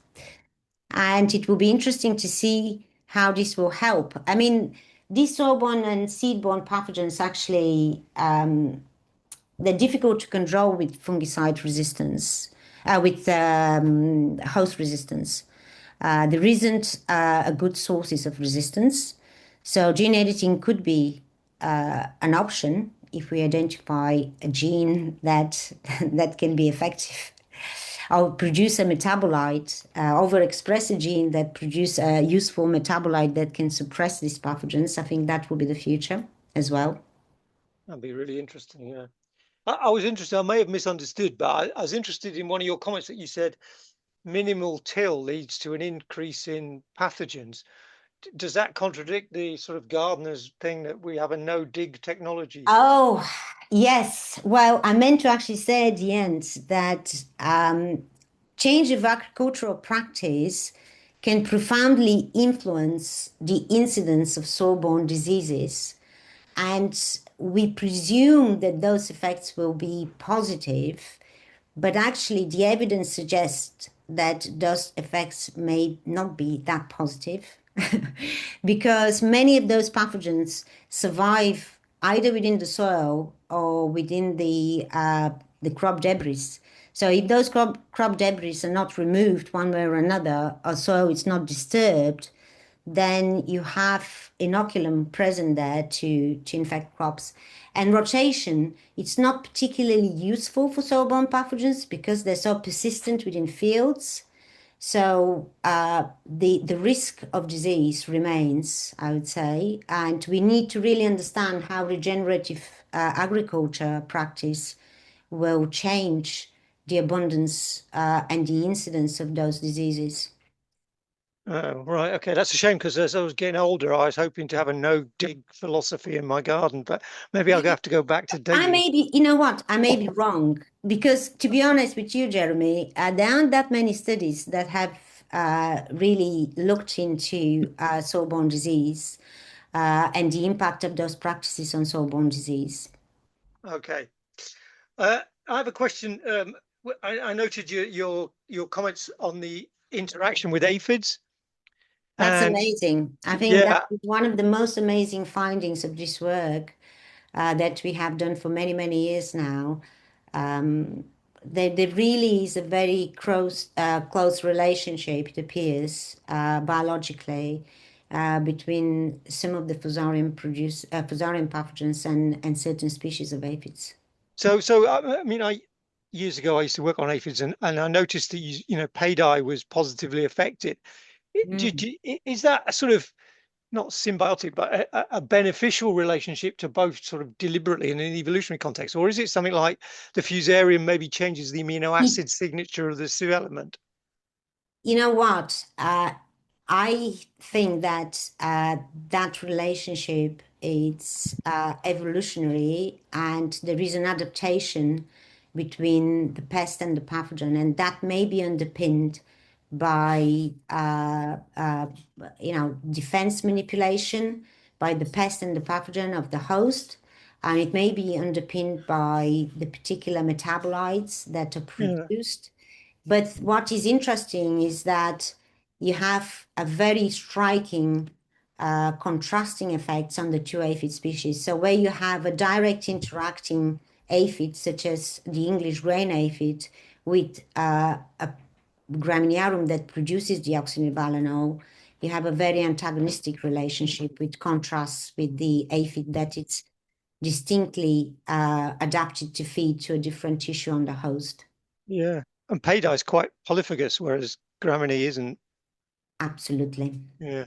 Paydi, it's becoming more and more important because paydi is also a very efficient vector of viruses. Yeah, absolutely. So this relationship can has various implications, not just for the fungi, the fungal pest relationship, but also the viral fungal pest relationship. Yeah, we get the three horsemen of the apocalypse: the virus, the fungus, and the aphid. That will be, I think, truly scary. Okay, I'll stop indulging myself. Okay, so the question here about the LAMP test, and you're trying to accelerate those field-based things. So there was a question about using it in the field, and I'm sort of thinking about people who've used field-based sequencing in sub-Saharan Africa to say, look at Ebola spread. Is it literally in one day going to be that you can shake some soil up, put it in a sequencer, and get a result there and then? Yes, I think so. I mean, we have tested our extraction. So the extraction that we are developing really, it's aimed at facilitating all of this. And the most important point is at the end to produce a DNA quantity and quality that is suitable for further applications. So we have tested the DNA that it's produced through our technology in quantitative PCR, and for LAMP, we haven't tested it for nanopore sequencing or things like this because you require much greater quantities of DNA that we produce for our rapid extraction. Okay. But I see no issues why this cannot be used for many different applications. In terms of LAMP, I think the issue with LAMP is that it provides mainly qualitative information, and it's very difficult to do multiplexing with LAMP because you have a number of primers. You have at least 3 primer pairs that you need to use, even for a single species. So I think this is some of the limitations of LAMP, which of course are not necessarily limitations for multiplex qPCR. Okay, thank you.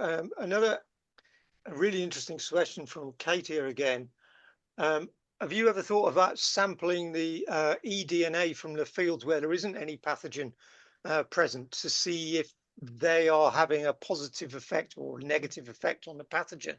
And so you start to build up a comparative picture of the microbial ecosystem.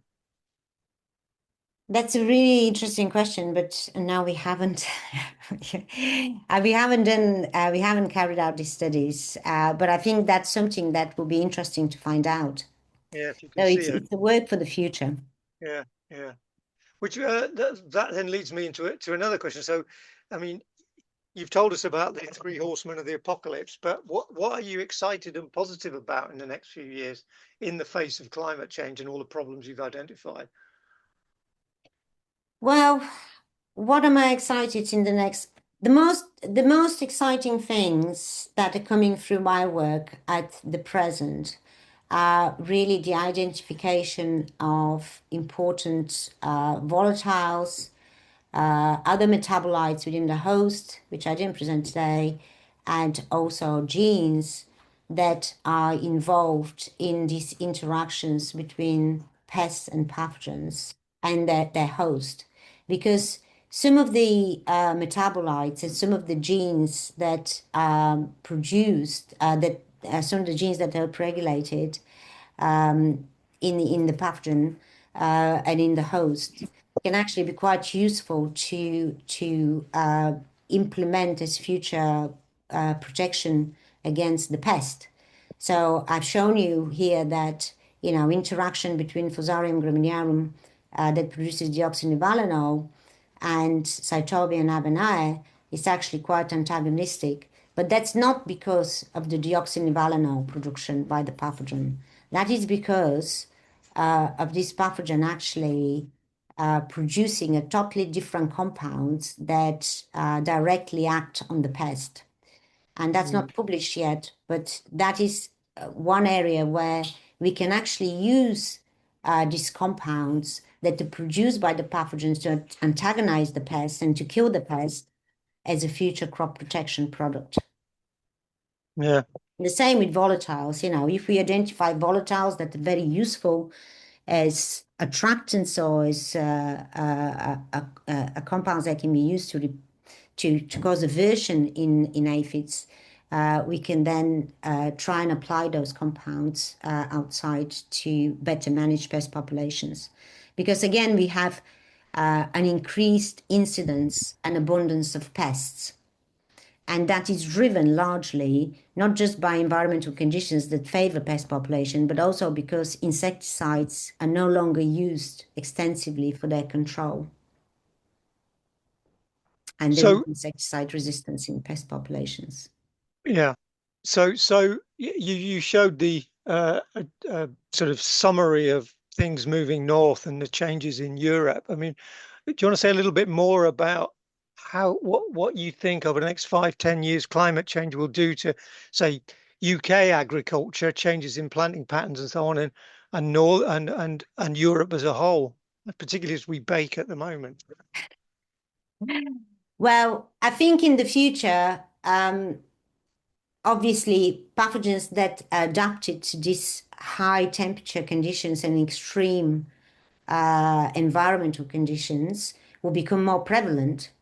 So, for example, Fusarium graminearum has a very high optimum temperature for development and sporulation. So it's likely that species will become predominant in Northern Europe. It will become predominant in the UK. There will be very dramatic shifts in pathogen populations.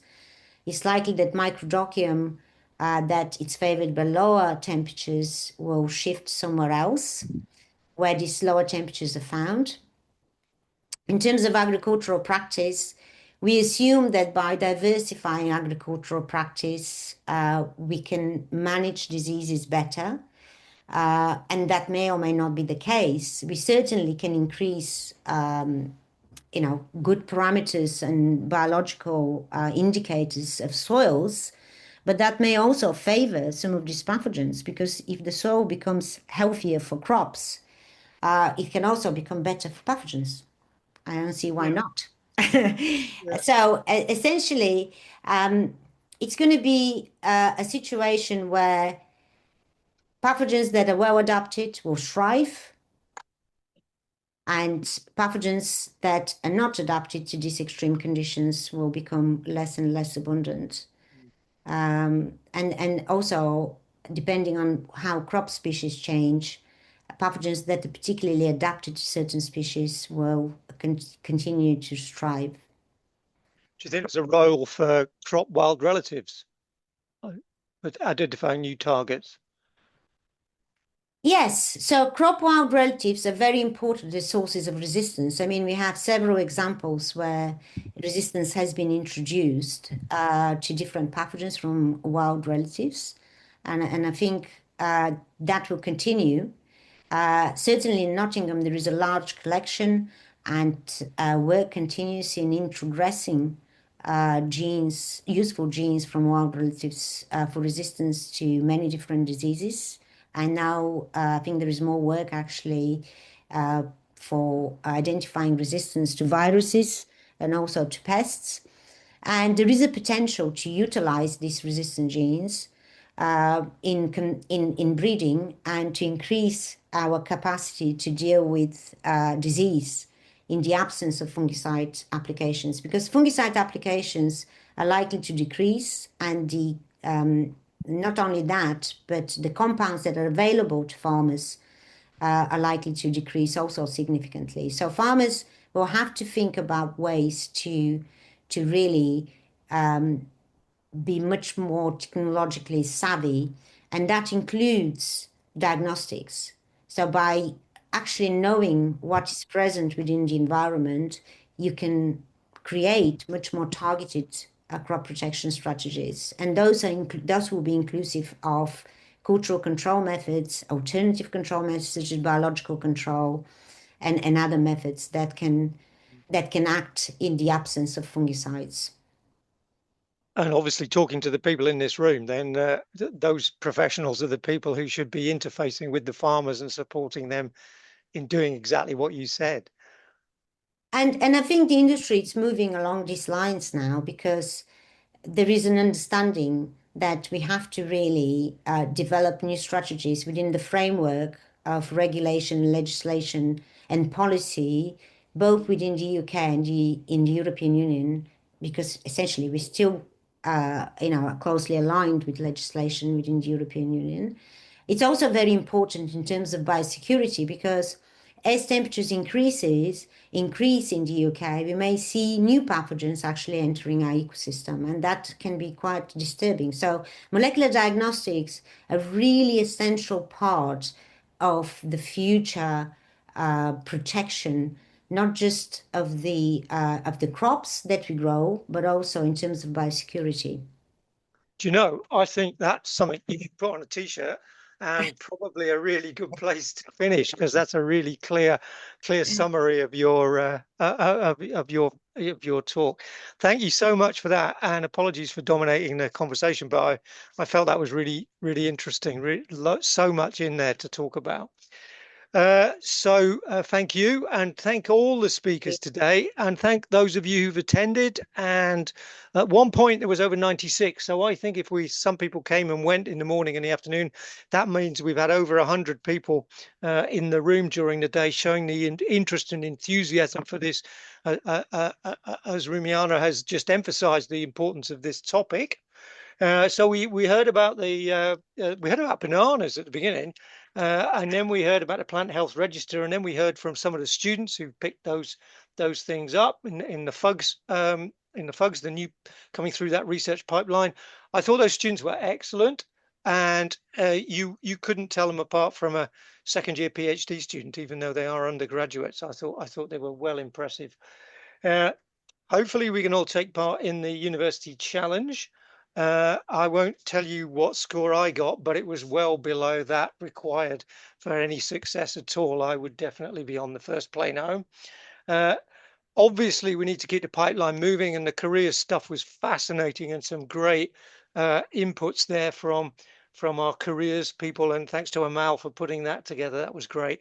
And of course, finishing with this really impressive keynote is brilliant. So the session, the whole session has been recorded. So if you want to go back over stuff and clarify something, or if you have friends who couldn't make it, please let them know. It'll be on the RSB YouTube channel in the coming weeks. Any unanswered questions will be collated and shared with the attendees. And we're also, as you've seen now, we've just got a survey on the URL. As all of these things, please give us some feedback. We can only produce the things that are useful to you if you tell us what works, but how it would be improved. You know what it's like when you mark an essay for a student, you need to tell them how they can improve. And if we do that, we can make these even better. So let us know topics, let us know approaches, let us know formats. And yes, this is a great social event, even though we're all on Zoom. And thank you all, and we hope to see you all at another RSB event very soon. Thank you all.